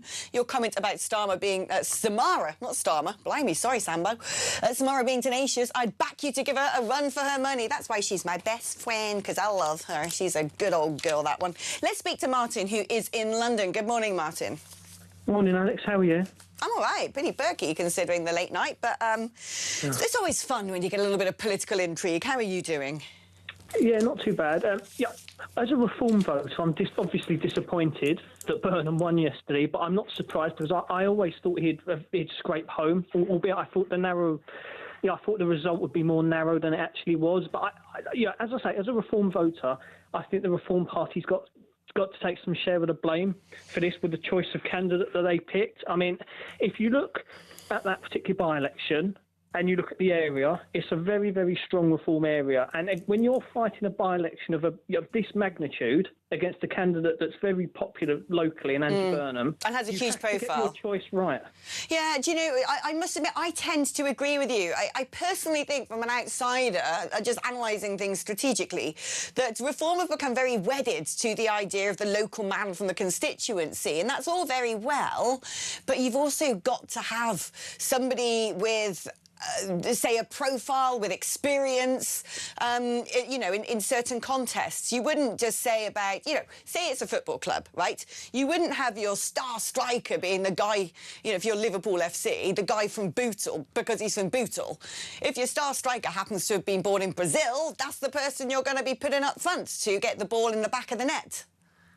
I agree. And it's not just that, it's the fact that they've picked a candidate with a history of terrible social media posts about women. You know, if you're a female voter in Makerfield and you've got the choice between the potential next Prime Minister or the Reform candidate who has called women that have abortions, you know, evil and child killers, a guy that's a self-declared sexist, you know, if you're a female voter and you've got the choice between Andy Burnham or him, you know, even if you're sort of Reform-friendly and you lean to the right a bit, you'd pick Andy Burnham. And you know, as a Reform voter, there are many professional people in the party. You just had one on a minute ago with Gawain Towler. You have people like Zia Youssef, Richard Tice. There are many talented, smart people, but there's not enough. There needs to be more professional, you know, more of a professional approach to this. And whoever is responsible for picking the candidates for by-elections in the last few months, they need a slap, because they're getting it wrong consistently. It's a very interesting perspective, certainly. Martin, thank you ever so much. Apologies if I keep twiddling my pen like this and everyone in the gallery lifts their pen up in the air. I guess I can hear it, can't you? I can't help it. I need some sort of squidgy ball, whatever they're called, stress balls. One more call, Ted. Are we allowed? No, we got a break. OK, we'll be doing more calls later, though, because I do want to speak to as many of you as possible. The number's on the screen there if you're listening in, 0344499 1000. Let's take a short break, because on the other side, we're going to be talking to Mark Littlewood, who is Director of Popular Conservatism. That's coming up after this.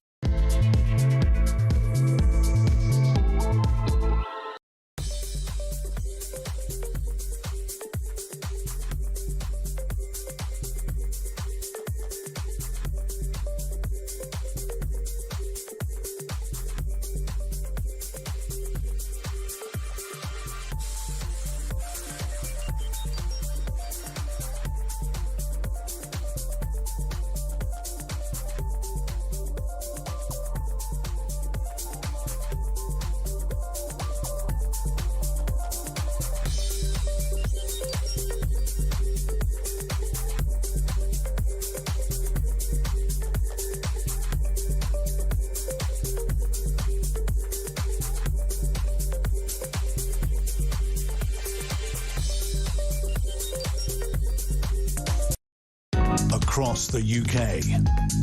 On DAB+, on YouTube, on your mobile, and on your side. This is Talk. Oh. Hello, welcome back. Right, let's get on with getting on. I'm holding it. I'm not going to twiddle it. In fact, I'm going to put it down. There we go. OK? See? OK. Calm down in the gallery. I know, I'm an awful fidgeter.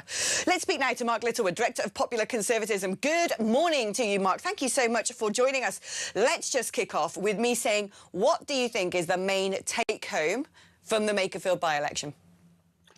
That vote for me to get Starmer out is the winning message in contemporary British politics. It served reform very well in the May the 7th local elections, and bizarrely, the person who was able to channel that mood yesterday in Makerfield was the official Labour Party candidate. So it was vote Labour to get rid of the Labour Party leader, which I now suspect will happen.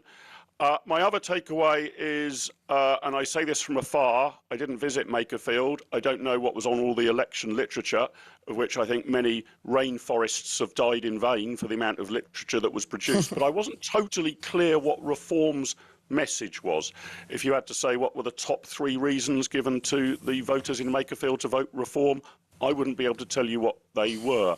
Our candidate's local rather than a polished politician. I think I slightly picked that one up, but then I would be struggling a bit. So I think reform's clarity of message when they had to pivot away from vote for us to get Starmer out, because as your last caller was saying, the best way of getting Starmer out was to vote for Andy Burnham, and I think Starmer will now be removed.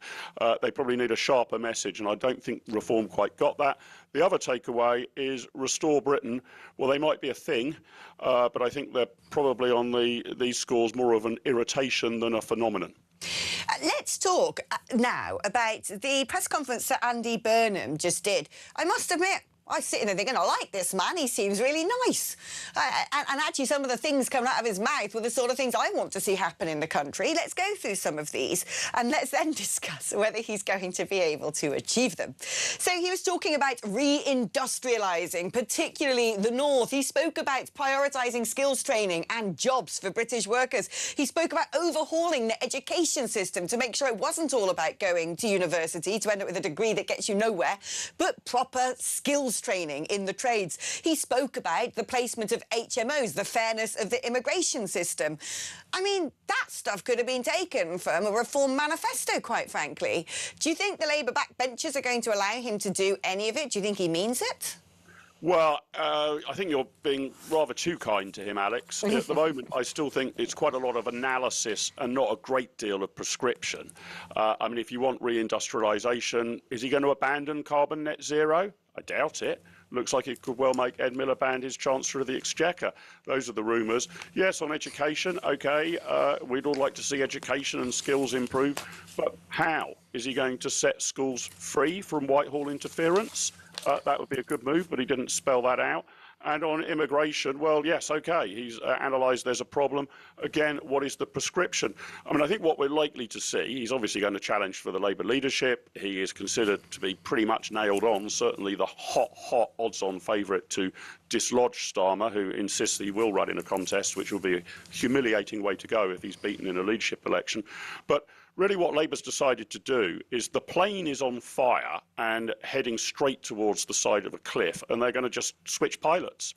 And that's not going to make any big difference in the round. I don't think he's going to tilt left or right. I think we're going to stay on the same trajectory. Is there, using your analogy of the plane heading towards the cliff, is there a chance, actually, that what he might be doing with Ed Miliband is pushing on the sort of thrust control and fast-forwarding it? Because there's been a lot of talk, it hasn't necessarily come from him, but a lot of talk of people who know him, have an idea of what his policies are, the sort of things he's already done as Greater Manchester Mayor.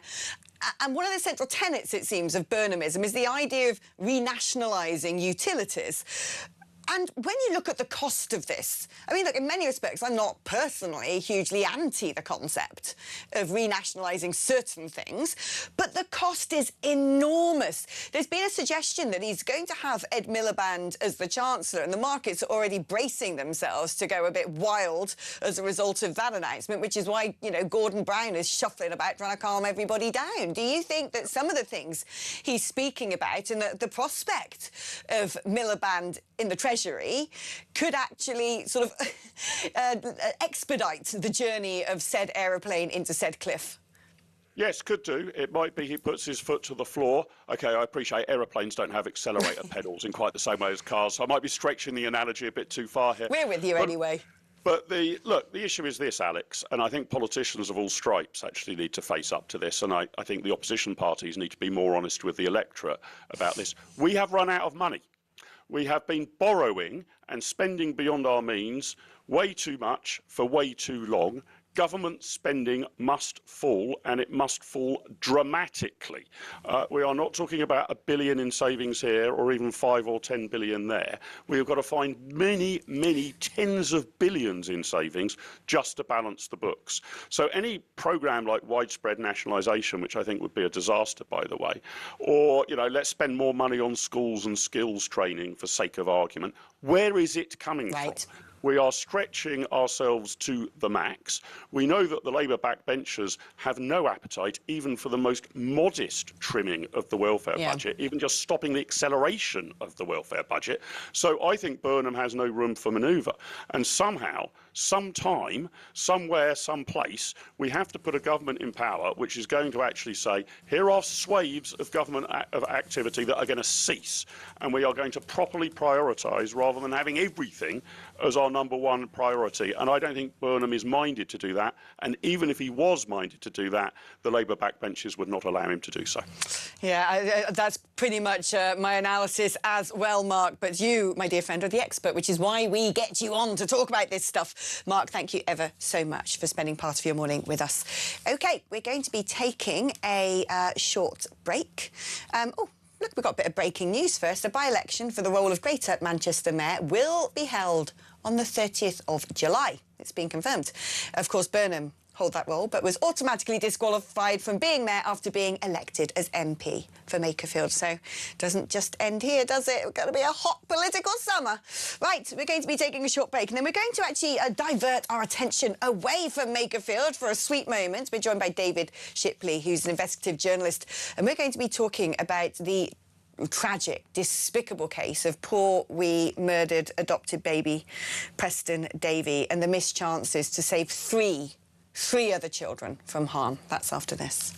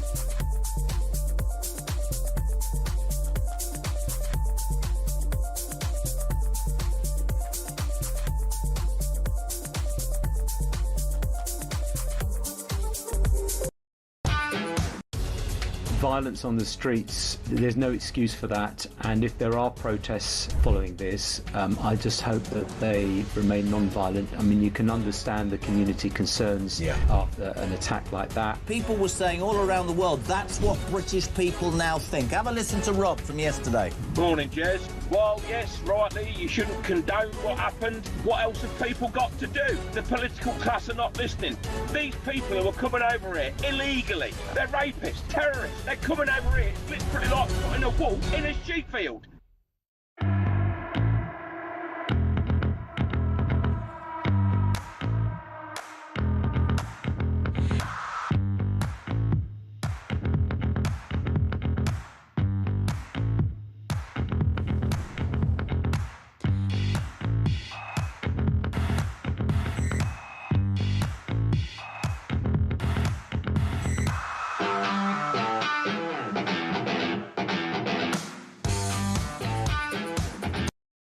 Across the UK, on DAB+, on YouTube, on your mobile, and on your side. This is Talk. Hello and welcome back to the show, and welcome aboard HMS Common Sense, the brilliant David Shipley, investigative journalist. Good afternoon, good morning. We're still in the morning, just about, David. Right, before we get on to this, there's no words to describe the horrific atrocity of the murder of little Preston Davey. Let's just quickly touch in on some of the, well, more fruity things that's happened up in Makerfield, particularly the van that said Muslims for Reform. I've had people message me about this, saying if that has come from inside the Restore Party. They say it hasn't, but I don't know. I have my doubts, but I don't know. If that has, there have been people messaging me saying they would have broken the law. What do you know about this particular sort of more interesting campaigning tactic, whoever was responsible? Yeah, so I did a bit of digging on this yesterday, as I'm sure a few of us did. So this van was photographed outside a polling station in Makerfield yesterday morning, saying Muslims for Reform. When I spoke to Reform about it, they were very clear it was absolutely nothing to do with them, and they told me they'd reported it to the police, in order because they felt this was potentially a law breaking. And initially, quite a lot of people from Restore, including Rupert Lowe, posted pictures of themselves, posted this van. We're making a big deal of it. An online activist called Young Bob, who's mostly famous for being, beaten up from time to time while filming different things, posted as well. And he said it was saying it seemed to be suggesting it was a good jape or something. And then there appeared to be a bit of backtracking where people in Restore were saying very clearly, not to do with us, not to do with us. What became apparent through the day, thanks to lots of online sleuths, is there seems to be a man who is a Restore activist, not holding an official role of the party, but he appears to have been responsible for this. And having spoken to some people in Restore, they have told me, on background, that they think it was probably him. That he's a bit of a loose cannon. He's apparently been warned previously about his loose cannon campaigning behaviour. But yeah, of course, we can't have people in elections pretending they are other parties and posting slogans. That's clearly wrong. Yeah, interesting. It'd be interesting to see how that one unfolds, because I'm not sure how many of the political parties can say, well, it was done in our name, but it wasn't done under our watch. Let's talk now about... I mean, I spoke about this a few weeks ago when it was first at trial, which is the... I don't even know what to... The words escape me in talking about what happened to baby Preston Davey at the hands of a sick man. Well, two sick men, I would say. Sick men, yeah. I think the important detail here is actually either of them could have faced that murder charge, because it's clear they were both sexually abusing and torturing Preston. And actually, it just happens to be the case that the day he finally succumbed to these assaults and died, Varley was the one there. I think if there's any justice, both of them should have been prosecuted for joint venture. And both of them but the thing thing here, from what I've read, is there was a grandmother involved. When the baby was put into care and put up for adoption, a grandmother was there saying, I want to care for this child, and was essentially told, no, you can't. And there's been suggestions that, for want of a better word, wokery and lanyardism might have trumped the day, with the idea that, isn't it wonderful giving these two happily married gay men a little baby to bring up, and that, you know, the concepts of safeguarding were just tossed to one side? Well, I think I'd go further, actually. If you go and read Adoption England's policy, for example, and other policy documents from regional adoption agencies, adoption charities, this sort of thing, one of the big drives in English adoption at the moment is to increase the number of LGBT people. Why? Well, it's a really interesting question. Actually, they also say in these documents that a fifth of adoptive parents are LGBT. And so, to contextualise that, maybe between 2.1% to 3.6%, 3.7%, depending on how you measure it, of the whole population of the country are LGBT. So, LGBT people are massively overrepresented. And I would say a lot of those adoptive parents are lesbian couples. And broadly speaking, women don't pose anything like the same level of risk to babies and children as do unrelated men. And you know, that is the key issue. Like, the unrelated men pose 140, 150, 160 times the level of risk of injuring children versus men they are related to. Yeah. And that is, so what we're doing when we have a policy which says you must have more LGBT adoptive parents is we are, we're fishing in a smaller and smaller pool because they're already massively overrepresented.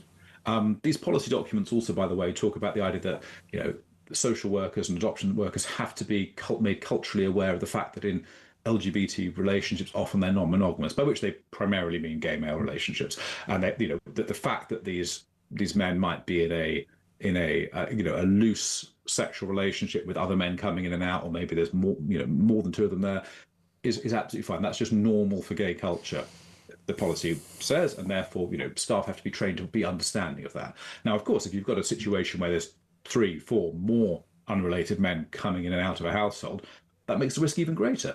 And this is, I think, another example where, like with Henry Nowak, the policy was written in, they've written it publicly, it's there. And when you go and look at it, it's shocking, because actually they are defining a system which is not about the interest of the child, it's about trying to maximise adoption amongst certain groups. It's the same with all lanyardism, it seems to me, whether it's trans children, whether it's gay adoption, whether it's sort of anti-racism. The thing is, we have empirical data. There have been multiple studies done about what leads especially young men to, not have the right start in life, to, fall off the tracks. And often it's not having a stable household. In some cases, it's having an absent father. And equally, the things that psychologically affect a girl growing up. There is empirical data that shows that actually the mother-father unit, the male role model, the female role model, is the best for bringing up a baby. And I just don't understand why. Well, and married as well. So the optimal environment is a married man and woman. And the data's good on that, and I think we have to be serious about this. We've developed a culture where we don't ever want to say no to anyone. So we also allow single men to adopt, by the way. You don't even have to be in a couple. So which is again, I think, insane. And of course, I'm sure there are some decent single men who would adopt and be good parents, but actually the overall risk is way too high, and we have to think in safeguarding them. So we shouldn't be allowing gay male couples. We shouldn't be allowing single men. We shouldn't be allowing straight men on their own to adopt babies or children. That just has to stop. I agree. I think, it's time we put the safeguarding of children who really, if you're failing children in a society, you are failing society. You're not working. We have to put that first over and above any sort of lanyardism. Lanyards kill.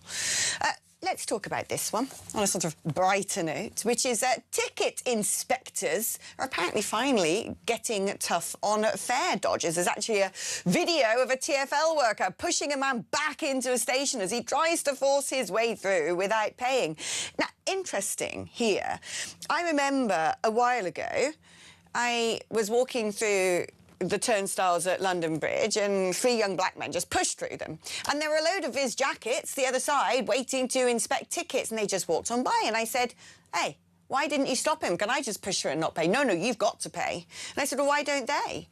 And they said to me, we've been told we're not allowed to stop people. And it all came down to a case in Croydon, I think it was, or Clapham, I can't remember which one, where a young woman had been asked to present her ticket. She hadn't paid. She called racism. Someone was suspended. It actually was a police officer who was suspended. This was a bus journey, wasn't it? Yes, it was, because a police officer ended up getting involved and he was accused of racism. He was suspended, and the message went out to TfL workers saying, look, with this one, we just got to stop.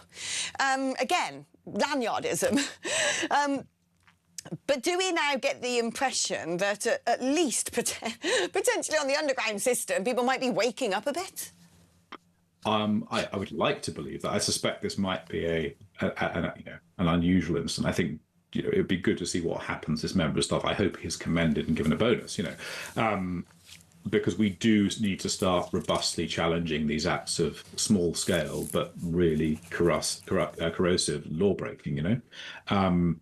But I think until staff know they will be supported, until they know they will be protected by the law, until they know that the police will have their back, then the police know they won't be facing sanction for enforcing the law, then none of this is going to change. Remember, the policing side of things, this goes back to police policy, which says that they have to try to reach a point where arrest rates are the same across different groups, even if offending rates are different. So, until we fix these fundamental rules by which these organisations operate, this is going to carry on. I think the thing about Macpherson Blairism is it baked into our society this anti-racist equalities doctrine, which is now spread through so many institutions, and we're sort of now 20 years later seeing the great harm that's done. No, indeed. Lanyardism is the blight on the collective West, I would suggest. David, it's always wonderful speaking to you, and keep us updated on what comes of that van. Right, OK, let's do a few messages now.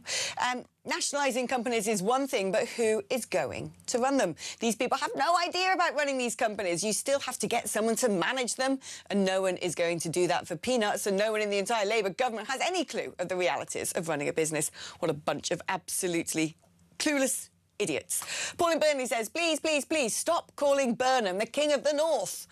Oh, I don't like it either. He's not the king of Liverpool, Leeds, Newcastle, Sheffield, Blackpool, etc. It's a really London-centric thing. Sadiq Khan is the Mayor of London. You wouldn't call him the King of the South. I'd call him plenty of other things, mind. And Ian says, Alex, that monologue is my second favourite speech since Richard E. Grant quoted Hamlet at the end of With Nell and I. I'll tell you what, Ian, it's ruffled some feathers, though. Yeah. Hasn't pleased everybody out there. For God's sakes, Alex, get a grip. It's not Rupert's fault Reform didn't win. It was idiots voting for Andy Bandy. And Rob says, Alex, will you kindly get off the fence for once and say what you really mean? Moi being candid? Never. Right, we're going to be taking a short break now. After the break, we're going to be catching up again with the wonderful Samara Gill, who has been at the Andy Burnham press conference. Let's see if she can actually grab hold of Andy Burnham himself. And then we'll be joined by the brilliant John Redwood, former Conservative. That's coming up just...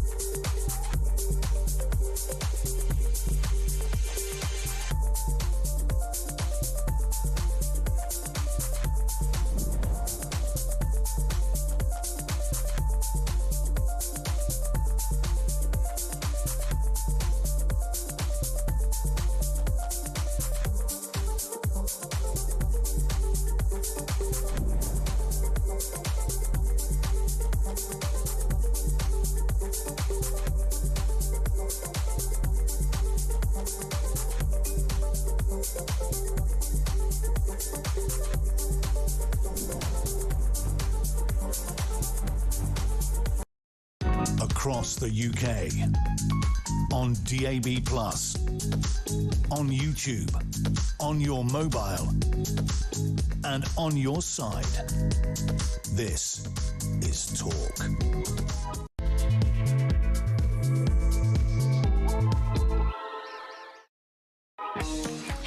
Hello, welcome back. Those 2 hours have flown by. Lots to talk about.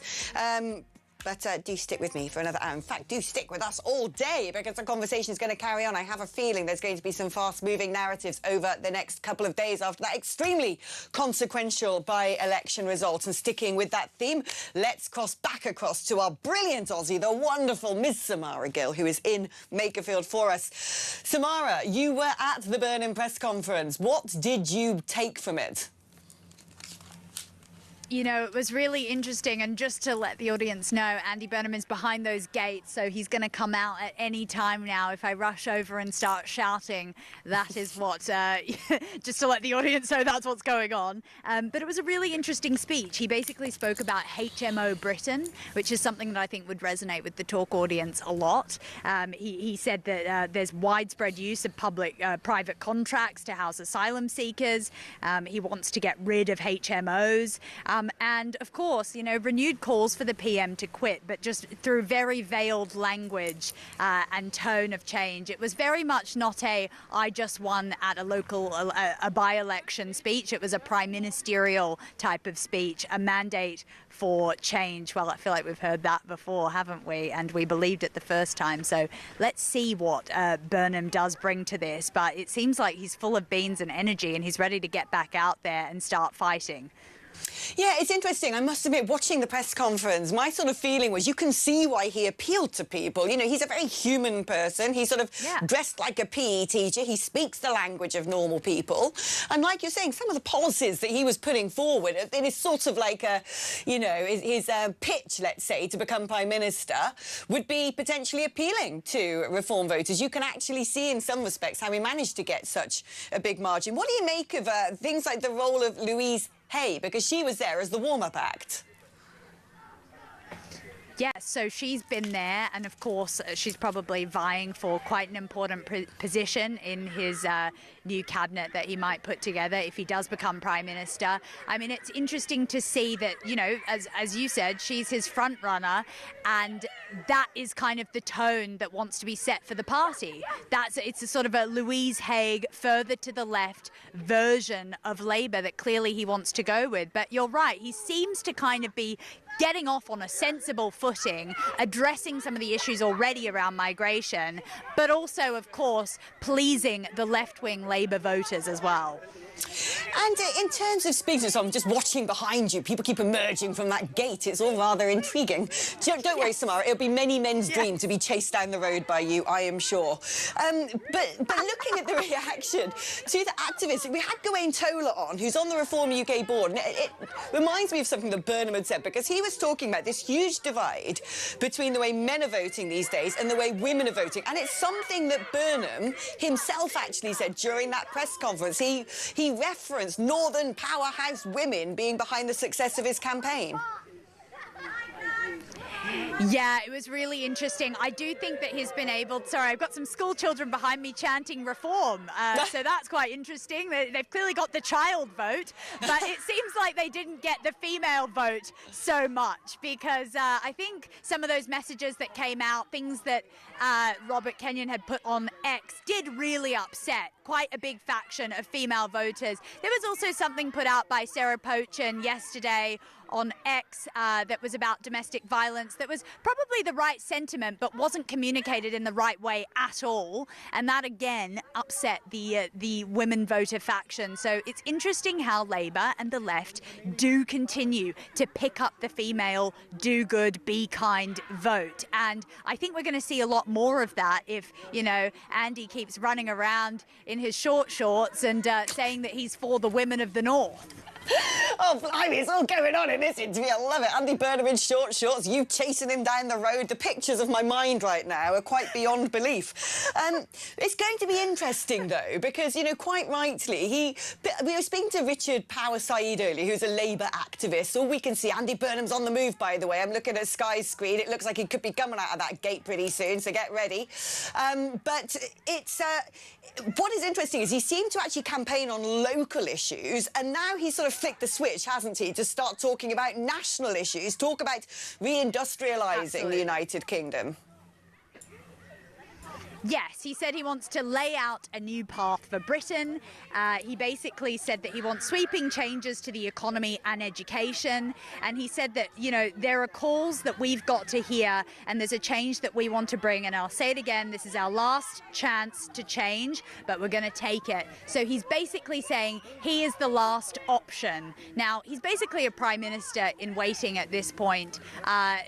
He's basically entitled to the position, or he's acting like he is. Starmer is a dead man walking. I would love to be a fly on the wall in number 10 at the moment and just see the plates that are smashing there, because I don't think anyone's going to be happy or anyone's going to be in a good position who hasn't backed Burnham or isn't going to back him. But Starmer is laying down the law. There are whispers that he said if you want to back Andy, then you have to resign from your position, and that will stop a few people, Alex.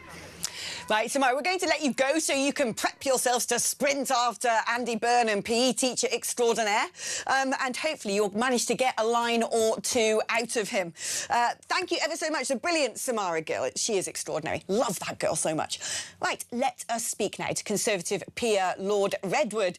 John, brilliant to have you back on the programme. You know, apologies, by the way, because before the last break I called you a former Conservative and I didn't manage to say minister. We know you are still a Conservative. FYI, I didn't mean for you to accidentally resign today. What do you make of basically what's just happened in Makerfield? I mean, overall, the Conservatives, of course, we know that they didn't do very well in this seat, so let's just park that for 1 minute. But are we now looking at the future Prime Minister of the United Kingdom, and what might that mean? Yeah, I think we may well be. I mean, I think this was a very unusual by-election, which was really giving one constituency the chance to choose our Prime Minister. And they grabbed it with both hands, and so it didn't matter whether they were previously Conservative or Reform or Green or whatever. They all decided the obvious thing to do was to vote Burnham in order to get rid of Starmer. I think it just shows us how loath both the Prime Minister and the government are. But what now we're going to watch, I think, is first of all, Burnham has got to help his party try and win the Manchester mayoralty, which will be far more difficult because that won't be a vote about changing the Prime Minister, and it may start to make Mr Burnham less popular. And then if he does manage to grab the crown, either by coronation or by winning a competition if somebody else puts up, he will then discover that all the problems and all the unpopularity of the Labour government descend on him.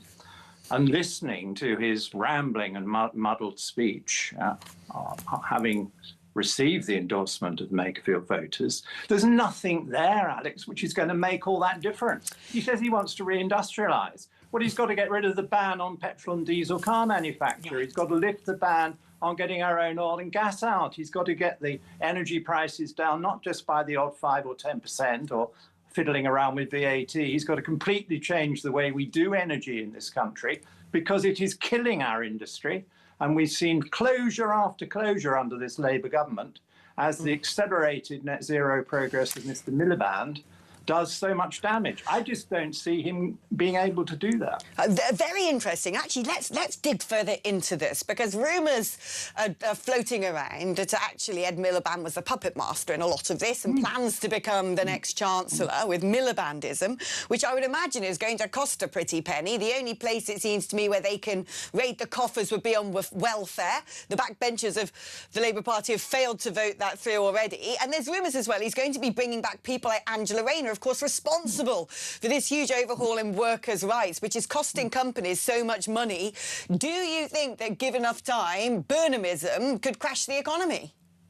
Well, of course it can, because I don't think there is any Burnhamism, and we know that Andy Burnham was a very, very strong Blairite, and then he adjusted to Corbyn, and then he became soft left, And he was a supporter of Starmer for a bit, and now he's very anti-Starmer. We know he flip-flops all over the place. And he hasn't come out with any cogent agenda throughout this election period, probably very wisely, because all he was really saying to voters was, if you want to get rid of Starmer, vote for me. And they did that in very large numbers. But that isn't the same as constructing a coalition on how to recover this country's economy. And if he decides to run with Miliband or to do a deal with Miliband, he blocks off the main thing that needs to happen, which is we need to go for cheap energy, restore the oil and gas industry, as the voters of Aberdeen very clearly signalled they wanted by backing the Conservative candidate. And we need to completely transform both the legal basis affecting industrial companies in Britain, which has been transformed in a negative way by this government so far, and the tax system, because the tax system is driving rich investors away. It's driving big companies away who might otherwise invest here.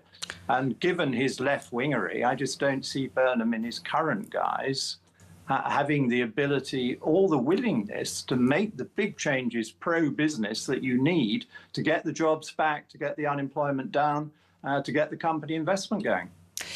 One thing I think Makerfield has really shone a light on is the ability of the left wing to step back and vote for another left-wing party in order to make sure that a right-wing party doesn't do very well. Tactical voting.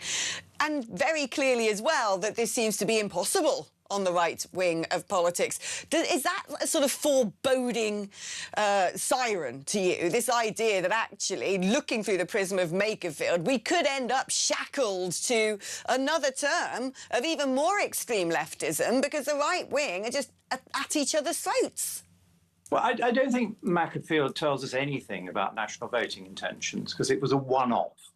And we all know that people who would otherwise have voted Conservative and Reform voted for Andy Burnham, and they wouldn't normally be doing that. The only reason they did it was because they were desperate to get rid of Starmer for understandable reasons. Whereas if you go to Aberdeen South, you see there that the Conservatives had an even bigger swing than Burnham got for Labour, because people did know which right-of-centre candidate to vote for in order to try and reverse the disaster of the deliberate collapse of the oil and gas industry organised by Mr Miliband. But in that, actually, looking at that particular by-election, Restore didn't stand a candidate, and Reform, you know, was throwing all their resources into Makerfield, didn't really put up any sort of a challenge. So the Conservatives were given, in many respects, no sort of competition on the right wing.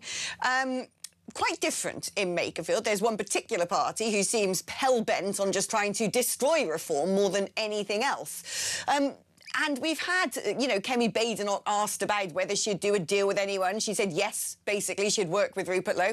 Pretty extraordinary, considering some of the more piquant rhetoric coming out of Mr Lowe, but wouldn't consider doing any sort of business necessarily with Nigel Farage, although she does talk about there needing to be a sort of coalescing of the right wing to prevent a left-wing government. So how do you think, I mean, look, you're not in charge, one assumes, I don't know, maybe you are, of an internal Conservative Party strategy.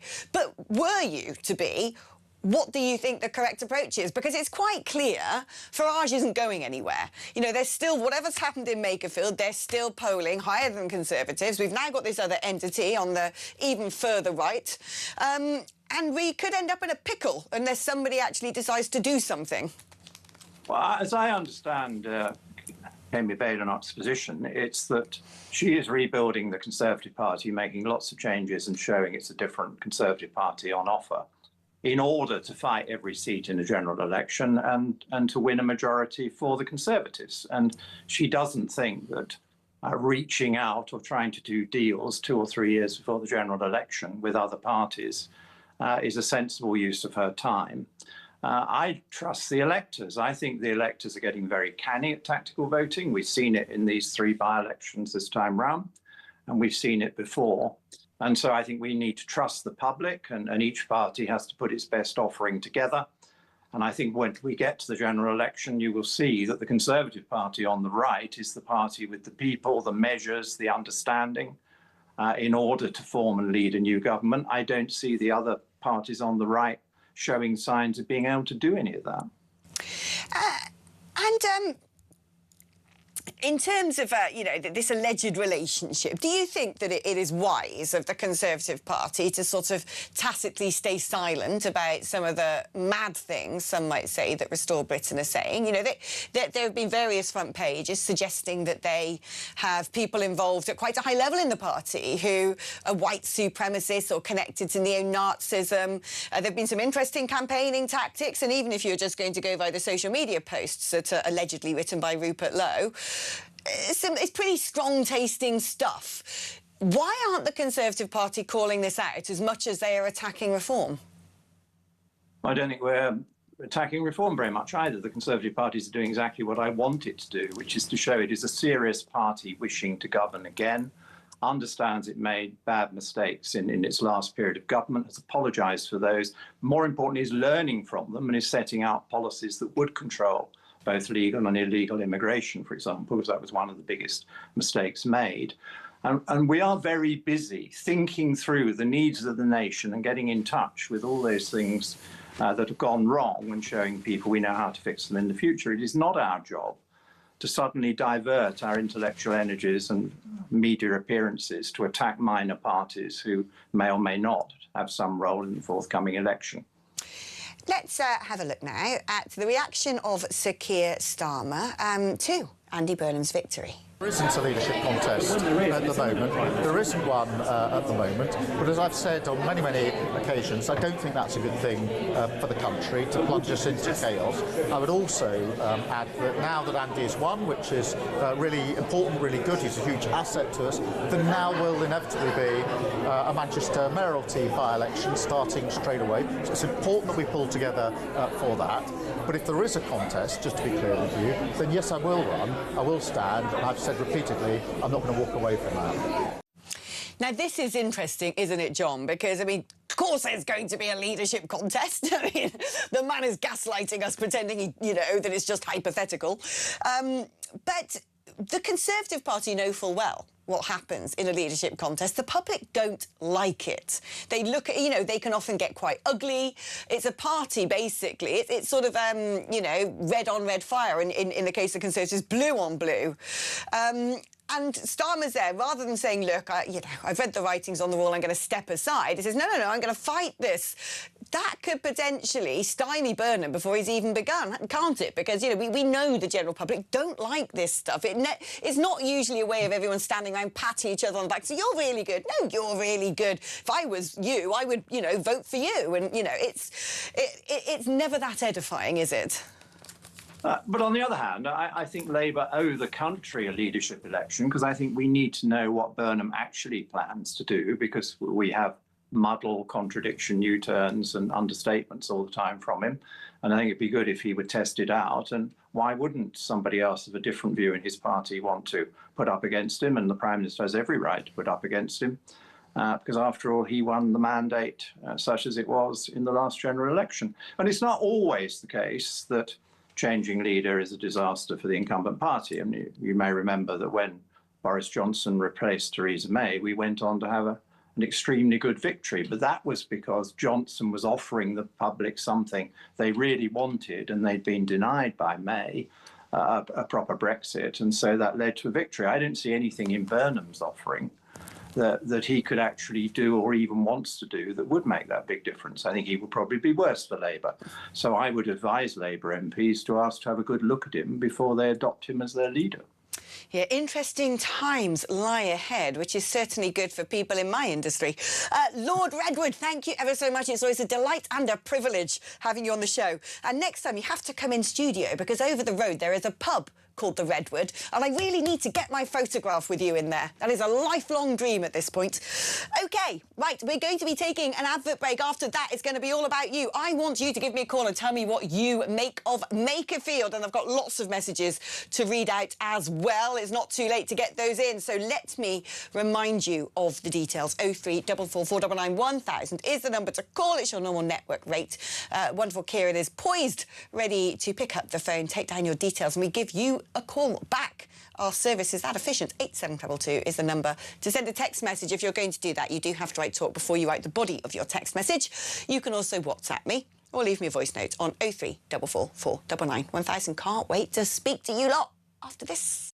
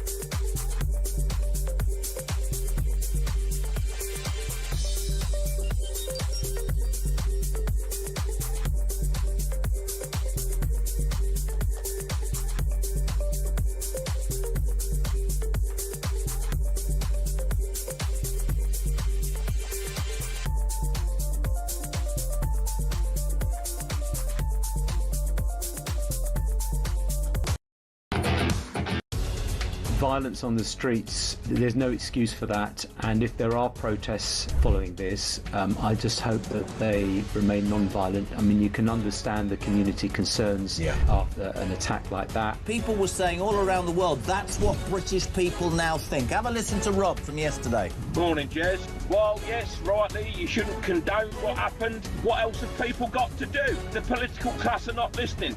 These people who are coming over here illegally, they're rapists, terrorists. They're coming over here. It's literally like putting a wolf in a sheep field.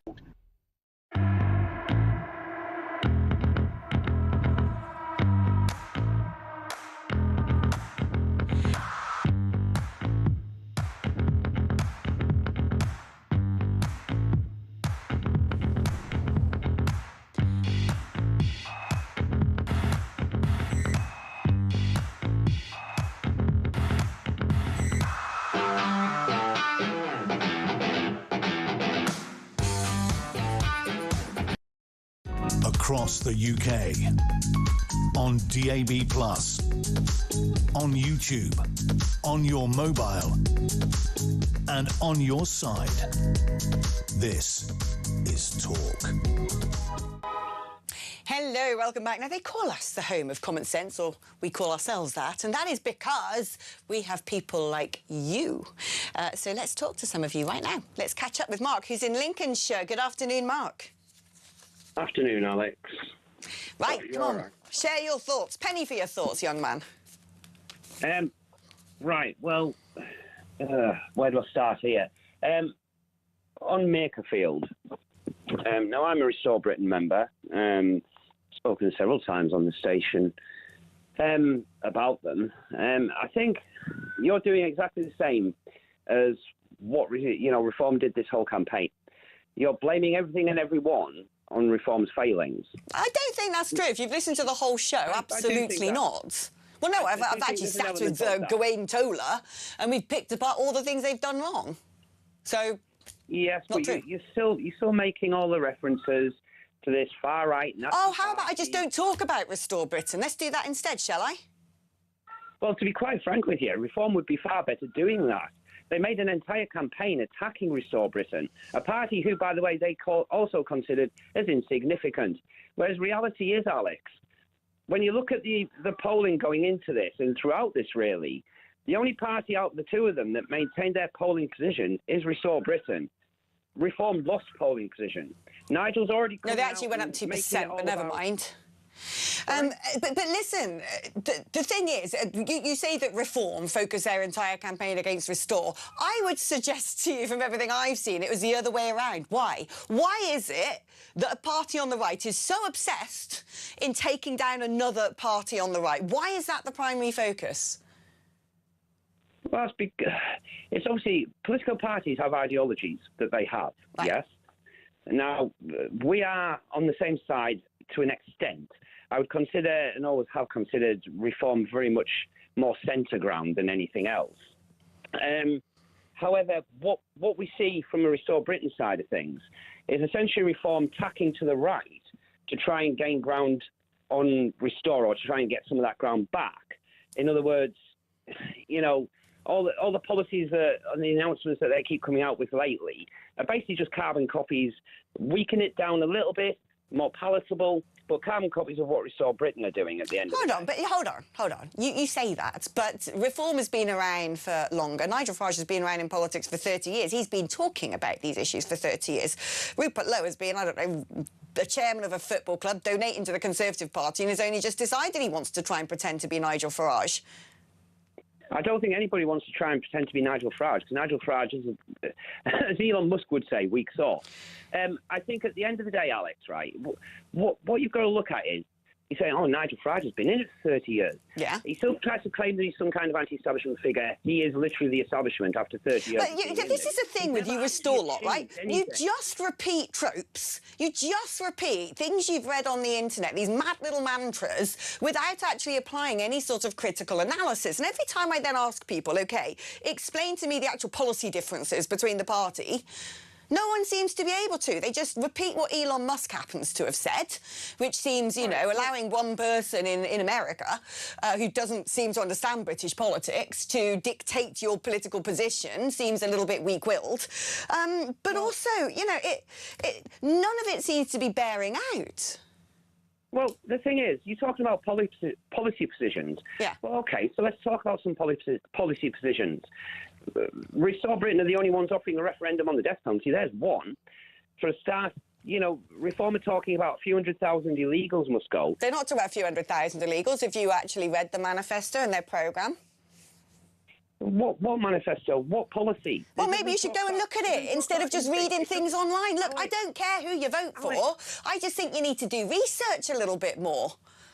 Alex, I've looked on the Reform website. I've looked at, I think they've got like 12 or 14 policies on there.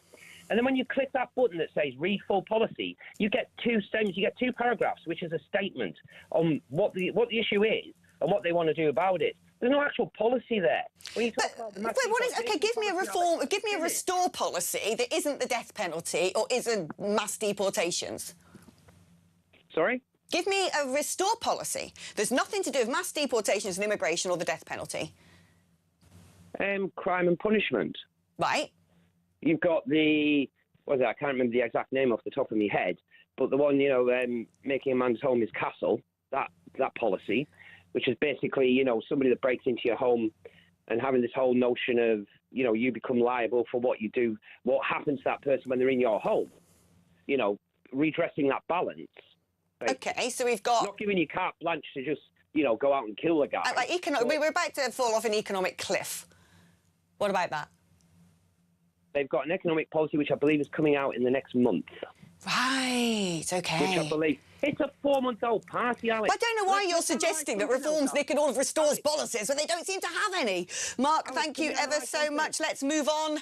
Let's speak to Tracy, who's in Staffordshire. Good afternoon, Tracy. Good afternoon, Alex. Hello, love. Hello. My concern is the 41% of people that didn't bother to vote in Makerfield.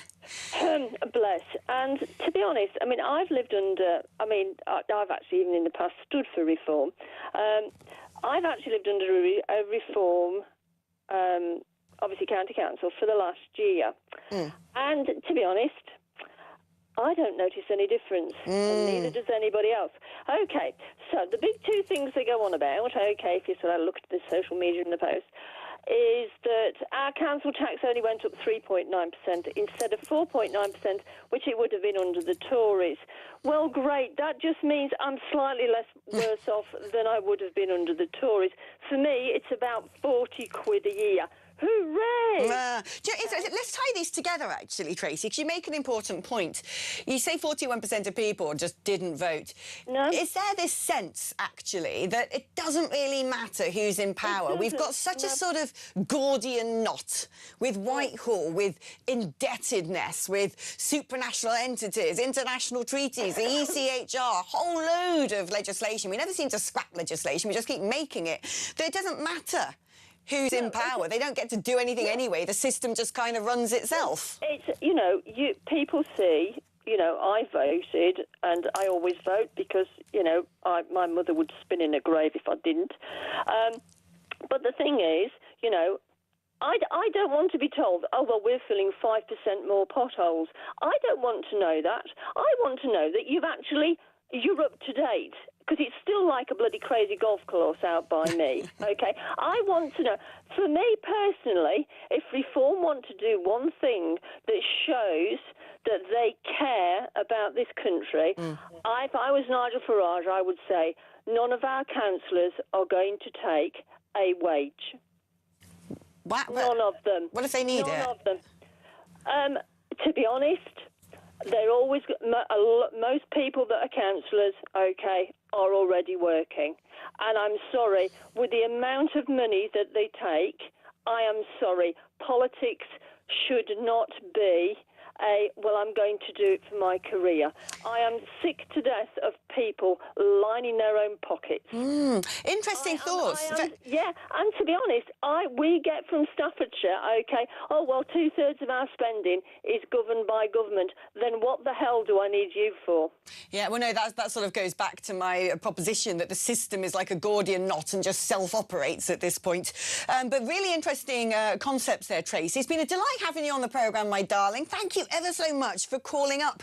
And if you want to call up, we're going to be doing more calls to wrap up the show. So jot down the number 03444 1000, normal network rate, etc. Right, we're going to be taking a short break, but then let's start picking apart what Burnhamism is, who might be in his cabinet, what this leadership contest is going to look like, what are the rules and regulations, the runners and the riders. We're going to be joined by Paul Richards, former Labour Special Advisor, just after this.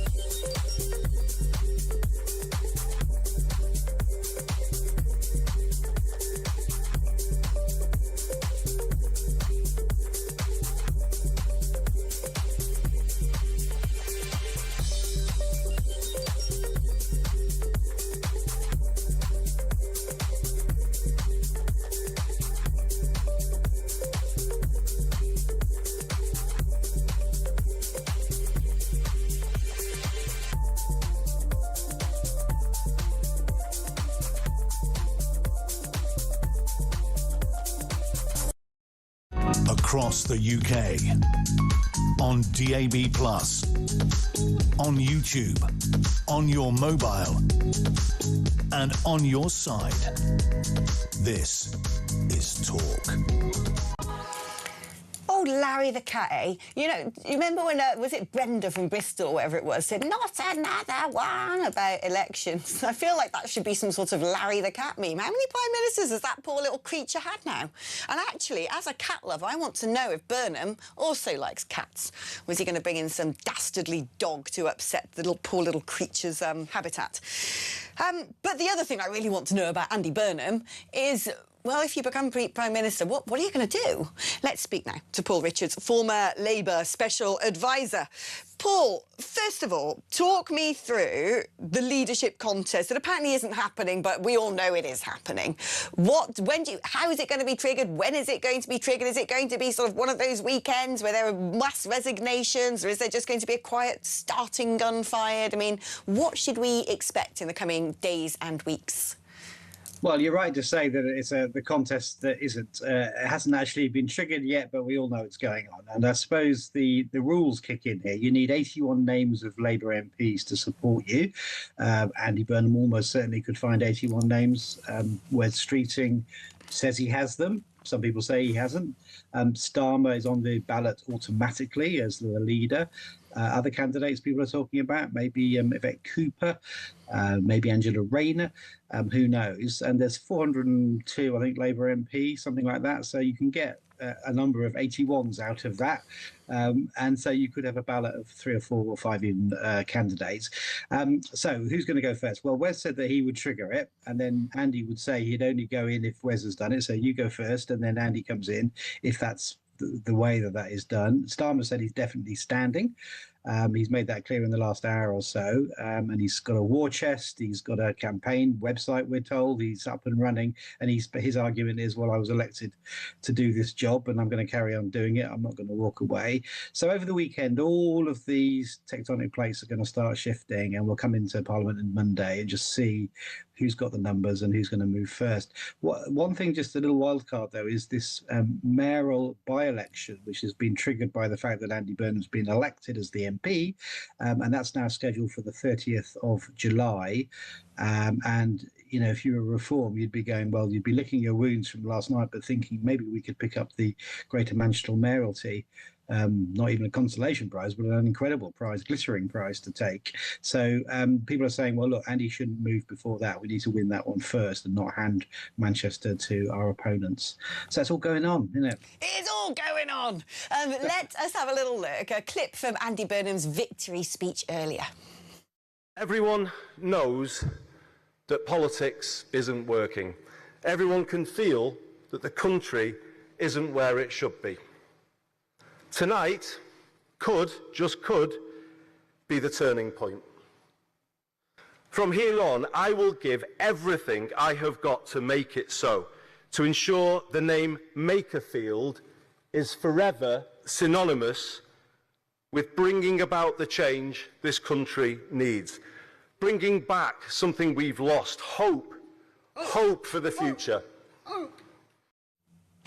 Now, it's interesting because hope for the future isn't necessarily a policy, but we did see in the sort of press conference this morning him beginning to lay out a pitch for a leadership contest, I would argue, talking about reindustrialisation, talking about moving education away from academia back towards vocational skills and actually prioritising British workers, talking about the placement of HMOs. We've been sort of hearing from people that, well, Andy Burnham's even more left-wing than Sir Keir Starmer, but looking at some of these policies, to me they seem to be tacking more to the right wing. What do you think we can expect from Burnhamism? Because it seems to me that, you know, a lot of people think the writing's on the wall and he's just going to walk it to number 10. So I think we all need to ask you, who's an expert at the ongoings and characters inside the Labour Party, what should we be bracing ourselves for?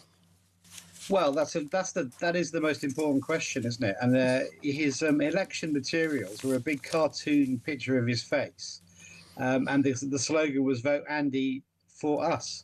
Doesn't even say Labour on it. Now, that's a trick you can pull off in a by-election when you're the candidate, but then you extrapolating that onto all the other seats the Labour would need to win at the next general election is going to take some actual policy. So an MP said to me the other day, it's not really about who, it's about what. And the what is, what are you going to do about the economy, which has been sluggish in growth? What are you going to do about reindustrialising and rebalancing the economy? What are you going to do about the housing crisis, the small boats crisis, the cost of living crisis, more crises than you could shake a stick at? Unless he starts to map out some of that. My word of warning is, though, I don't think he's going to be a sort of identikit left wing, you know, just swing off to the left, lurch to the left, because his whole prospectus now is that I can beat Reform. And so I think there'll be a lot of things which are triangulating, in that terrible phrase, between left and right, appealing to people who feel patriotic and left behind, people who feel that the system doesn't work for them, and have hitherto been tempted by populist parties of left and right. And his whole game plan has to be to try and make this the sort of turning point for Reform's fortune. But this is going to be the interesting thing, isn't it? Because let's be fair, let's give credit where credit is sort of due to Sir Keir Starmer. There are things he's tried to do of a more right-wing bent to face down some of these incredible challenges faced by the country, including reforming welfare and the backbenchers. They don't want to see it. Is Andy Burnham somehow, with this sort of, you know, big victory in Makerfield, by virtue of that alone, going to be able to persuade the backbenchers to allow him to conduct, in some instances, a more, let's say, centrist or right-wing agenda? Well, they will if they think he's the man that can get them re-elected in 2 or 3 years' time. People with majorities less than about 5,000 will throw away all kinds of ideological commitment if they think that he's the guy to get them over the line, which is the calculus that all MPs are thinking about over the weekend. You know, never mind whether I agree with him on everything, but is he a leader who can lead us into a general election victory? And so that's what they're thinking about. And I think the problem for Andy is going to be, who is he going to disappoint first? Because you can't please all the people all the time, and within his sort of Labour Party coalition, some of them are quite left wing. You know, he's had sort of noises off from people really quite far to the left, who he's going to have to disappoint, because you can't hold together a coalition of the soft left, the hard left, and some of the centre of the Labour Party simultaneously. So he's going to have to pick a side at some point. And things like welfare reform, the immigration reforms, You know, is he going to drill in the North Sea? I mean, some of these big issues, net zero too, he's going to have to start to come down on one side or another of a fairly major political debate. You know, there's nowhere to hide now. I'll show you the poster, right? That is cartoon Andy saying vote for us. Well, that gets you as far as it got last night, but that's as far as it goes. Next, we need a manifesto, a policy, a sense of what it would be different. And if it won't be different, then why are we going to go through the trauma of a leadership contest? We may as well stick with care on that basis. So this is the thought process that the Labour Party is going through now. Who can win? Who can change the country? Who can give us a long-time survival plan? And who can make things better for the folk we represent? And if the answers to those there are unclear, then why would anyone want to support Andy Burnham or anybody else? One would assume, you know, I've been either inside or watching politics for most of my life, so I have a fair idea of how things work, and I'm pretty certain that Andy Burnham, behind the scenes, will have already probably spoken to people about being in his cabinet. Maybe not every position's filled, but I'd be very surprised if he's not given this any thought. And there have been plenty of gossip circulating that Ed Miliband might become Chancellor, Rayner might be brought back. We saw Lou Hay being the warm-up act to his press conference this morning. All figures that seem to be quite left-wing or potentially even left-wing radicals. What do you make of that? Who might make up the Burnham cabinet? And if it was Miliband as Chancellor, have we got enough money? Well, I don't think that will happen, because I think what he'll do is he will reward his supporters. Lou Haig, you've mentioned, Lucy Powell, Annalise Midgley, women coming into the cabinet, but he will need to reassure the markets and the bond markets in particular with a more centrist person as Chancellor if he decides to shuffle that particular role. He may decide to stick, and there's a lot of ifs in this. I'm assuming he's already the Prime Minister, a long way to go before that. I think the whole country's assumed this at that point. I know. Dangerous assumption, though, actually, because, you know, the Labour Party has this habit of throwing up the thing that you least expect. You know, don't forget, we ended up with Ed Miliband, not David Miliband, 10 years ago or so in the leadership contest. And if it goes to an actual contest of members, you're looking at who's going to put who second and third in a preferential ballot. So it's really hard to predict. You might go to 3 rounds of voting, and people that put Starmer first and then somebody else second will determine who gets to be the Prime Minister of our country. What a nuts system, which is why Harry Armand, by the way, this morning said, forget that, don't have a contest, just get in a room and work out between you who's got the support from the MPs, and that person becomes the PM. Anyway, so I don't think he's going to have a radical lefty as the Chancellor. He will bring in some of his chums, I think, as rewards, of course. The man who started all this, let's not forget Josh Simons. I mean, he's the guy who gave up the seat of Makerfield, an incredible gamble on his part. To give his ally Andy a chance to be an MP, which has now paid off handsomely. I mean, goodness me, you know, quite dramatic outcome there. And he's going to get a reward. What will he be? Well, he can't be anything in the cabinet because he's not an MP. Well, he's going to have to face election himself, isn't he? But he may well end up chief of staff in number 10, perhaps, or in the House of Lords, perhaps, something in the House of Lords and the minister through that route. So he's played a blinder too if he prospers out of all of this. Does Josh Simon. So yeah, there'll be people in and around Andy, people that work with him for a long time in Manchester as well, who I think you can start to see will come down to London if Alex, he gets to be the Prime Minister. And don't forget, we don't have a contest and the PM is getting on with the job, and he said that he's going to stand too. So, you know, we'll see where we are, but that if in that counterfactual of an Andy Burnham premiership, those are the sorts of names you'd start to see.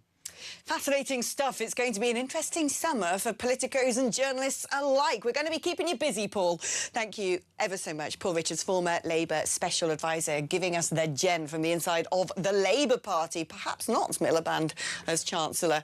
Who knows? Now, listen, we're going to take a short break, and then it's the final segment of the show, and I want to read lots of messages and speak to as many of you as possible. So if that includes you, the number is 0344 499 1000. OK, we're back just after this.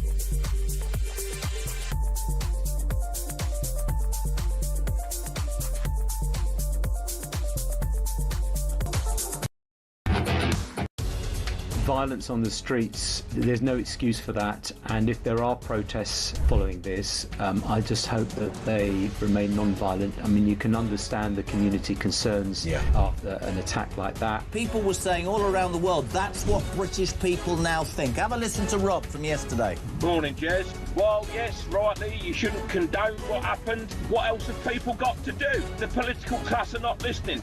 These people who are coming over here illegally, they're rapists, terrorists. They're coming over here. It's literally like putting a wall in a sheep field.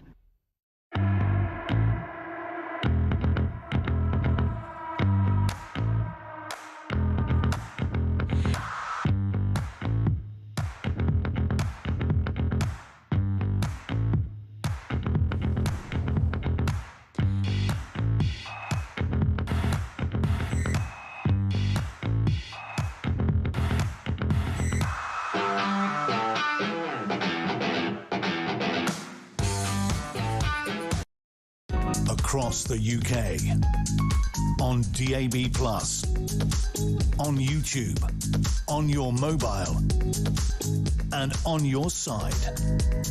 This is Talk. Hello, hello, hello. Well, the World Cup has kicked off. And at Talk, we're celebrating in style. We're giving you the chance to boost your bank balance. That's right, all those pints you're going to need as England blast through to the finals. Well, let's see, shall we? We're going to give you a massive £26,000 tax-free for a summer you won't forget. Here's how to enter. For your chance to win, visit talk.tv/win or text TALK to 8338 by 6 p.m. on the 20th of July 2026. Texts cost £2.50 plus your standard network rate. Or send your name and number by post to Comp 1, PO Box 3190, Colchester CO2 8GP. To arrive by midnight on the 23rd of July 2026. 18 plus, UK residents only. So for your chance to win, text TALK to 8338 now. This is a network promotion, full T's and C's at talk.tv/win. £26,000. What might you spend it on if you win? Well, here's a thought, because TalkSport have teamed up with Meantime to create a lager. That's right, we've got in-house lager now, just in time for the World Cup. It's called So Good. So Good Lager, which will be poured from all O'Neill's pubs and some of the best sports pubs across the UK. So whether you're watching the action this summer or if you just want to settle in at home for an afternoon with your mates, you can go to talksport.com/So Good to find your nearest pub. So good. You want to try it, don't you? So there you go. Please drink responsibly. OK, let us get back on with calls, shall we? Let's speak to Matthew, who's in Warrington. Good afternoon, Matthew. Hi, Alex. Lovely to speak to you again. Hello. Hello. Your little starlight cheered me up today. So, yeah, this by-election, I certainly felt that Reform took a little bit backward step, stayed out of the media limelight a little bit than they did with the previous one. They weren't so prolific on the news, letting Burnham do it, take all the, seeing if Burnham tips over. But then I can't believe the margin. It was like 8,000 that he got it by, because I don't feel as though I'm reading the room, because what I'm seeing that this Labour government is doing to the country, people in Makerfield are not seeing it, and I don't see what Burnham is going to do differently that Starmer can do, because the backbenchers ain't going to change. They're not going to back down on welfare. They're not going to get any more money. They're going to keep paying it all out. So you might be this really nice bloke, you want to go down the pint and have a pint with your local and throw a few darts, we can talk some football. But when it comes to getting into Westminster, I don't know what he's going to do. So I would have rather Reform would have been close to Reform, because obviously somebody's telling me there that people don't believe that Reform are ready to put people in there, because I don't know this Kenyan. Everyone said he's a nice fella. Yeah, he said some derogatory remarks many moves ago. Didn't really apologise about it. Upset a lot of women, which is rightly so. You know, if I'd said something derogatory, I'd apologise. But it's like, I felt as though Reform give up last week. Final week, they said, well, I think Burnham's going to win this. And they took the foot off the pedal. It's interesting, you know, because as an observer of politics, and you actually possess something not many voters possess, which is a real political engagement and critical thinking. And I don't mean that in an offensive way, but most people have life and they care about what's going on with their kids. They care about, you know, filling up their car of diesel, booking a holiday. A lot of people, frankly, out there, if you say to them, name as many politicians as possible, would probably only be able to name about 4 people currently sitting on green benches, because that is just reality. People aren't as, you know, fascinated dominated by politics as, say, you and I are, which means when it comes to winning elections, you kind of gotta dish out very simple offerings. And criticisms of reform we've had already on this show is perhaps they had a naive candidate choice. The idea of David versus Goliath might be romantic, but, you know, this isn't the Old Testament, this is 2026. And also a lack of clear messaging. What was their offer? What were they saying? What was their three-word mantra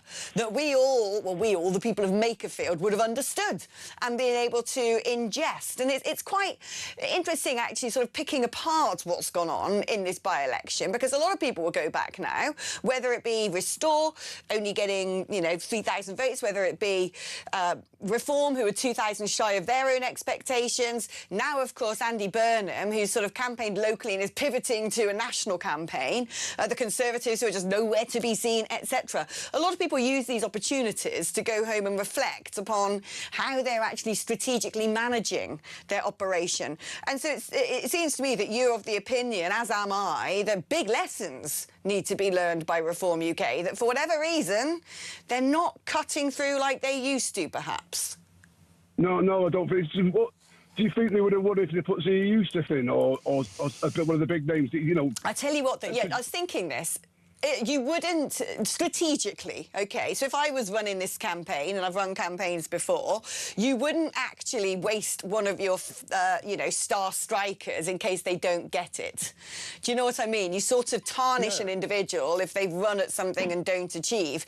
But I think that they probably did need to field somebody who had more experience, perhaps, who was more confident in front of the media, someone who, would give it a good run, but have a little bit more political history to them, so they really, a bit more of a political operator.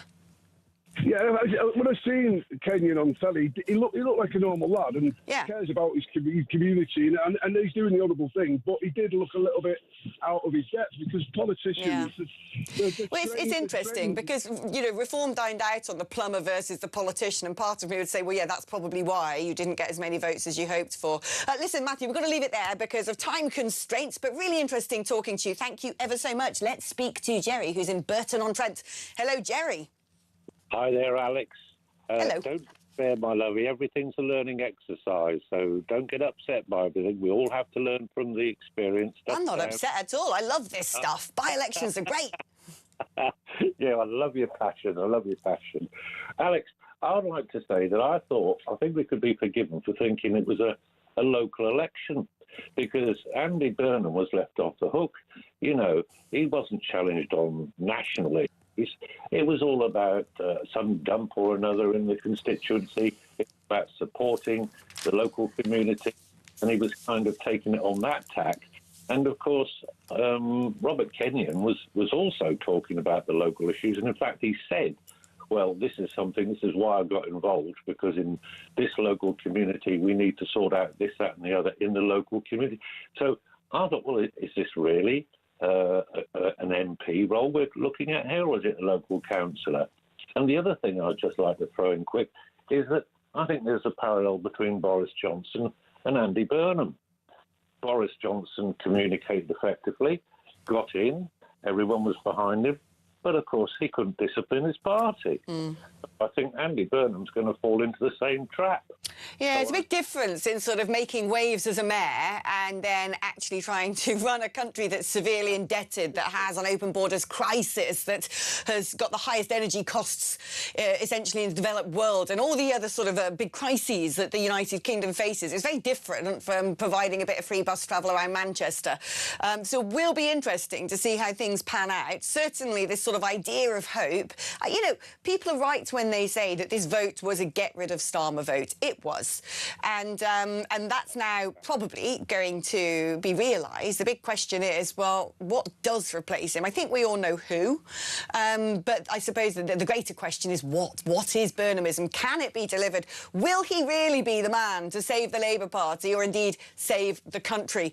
Because it's not going to be any sort of small task. And, people might have their sort of, know, be a bit pigeon-chested going into it, but when rubber hits tarmac, all of a sudden, well, tyres quickly deflate, especially with the amount of potholes we've got. Jerry, thank you ever so much. Hello, Mr. Collins. Well, hello. Can the right strike back? I mean, there is a plethora of questions around this by-election. Yeah. I do find it interesting that the whole kind of living your world through social media, you tend to think that people don't really do that, but they do. I had someone, really I had someone message being very upset and disappointed about me sort of attacking people today, losing patience with some people who phoned up who are pro-restore, because that's my frustration. It's not against the people. They repeat these tropes that they've read online. Oh, Farage is weak sauce, Farage is weak sauce. And I'm like, but, you know, substantiate this. This is a very important time in politics.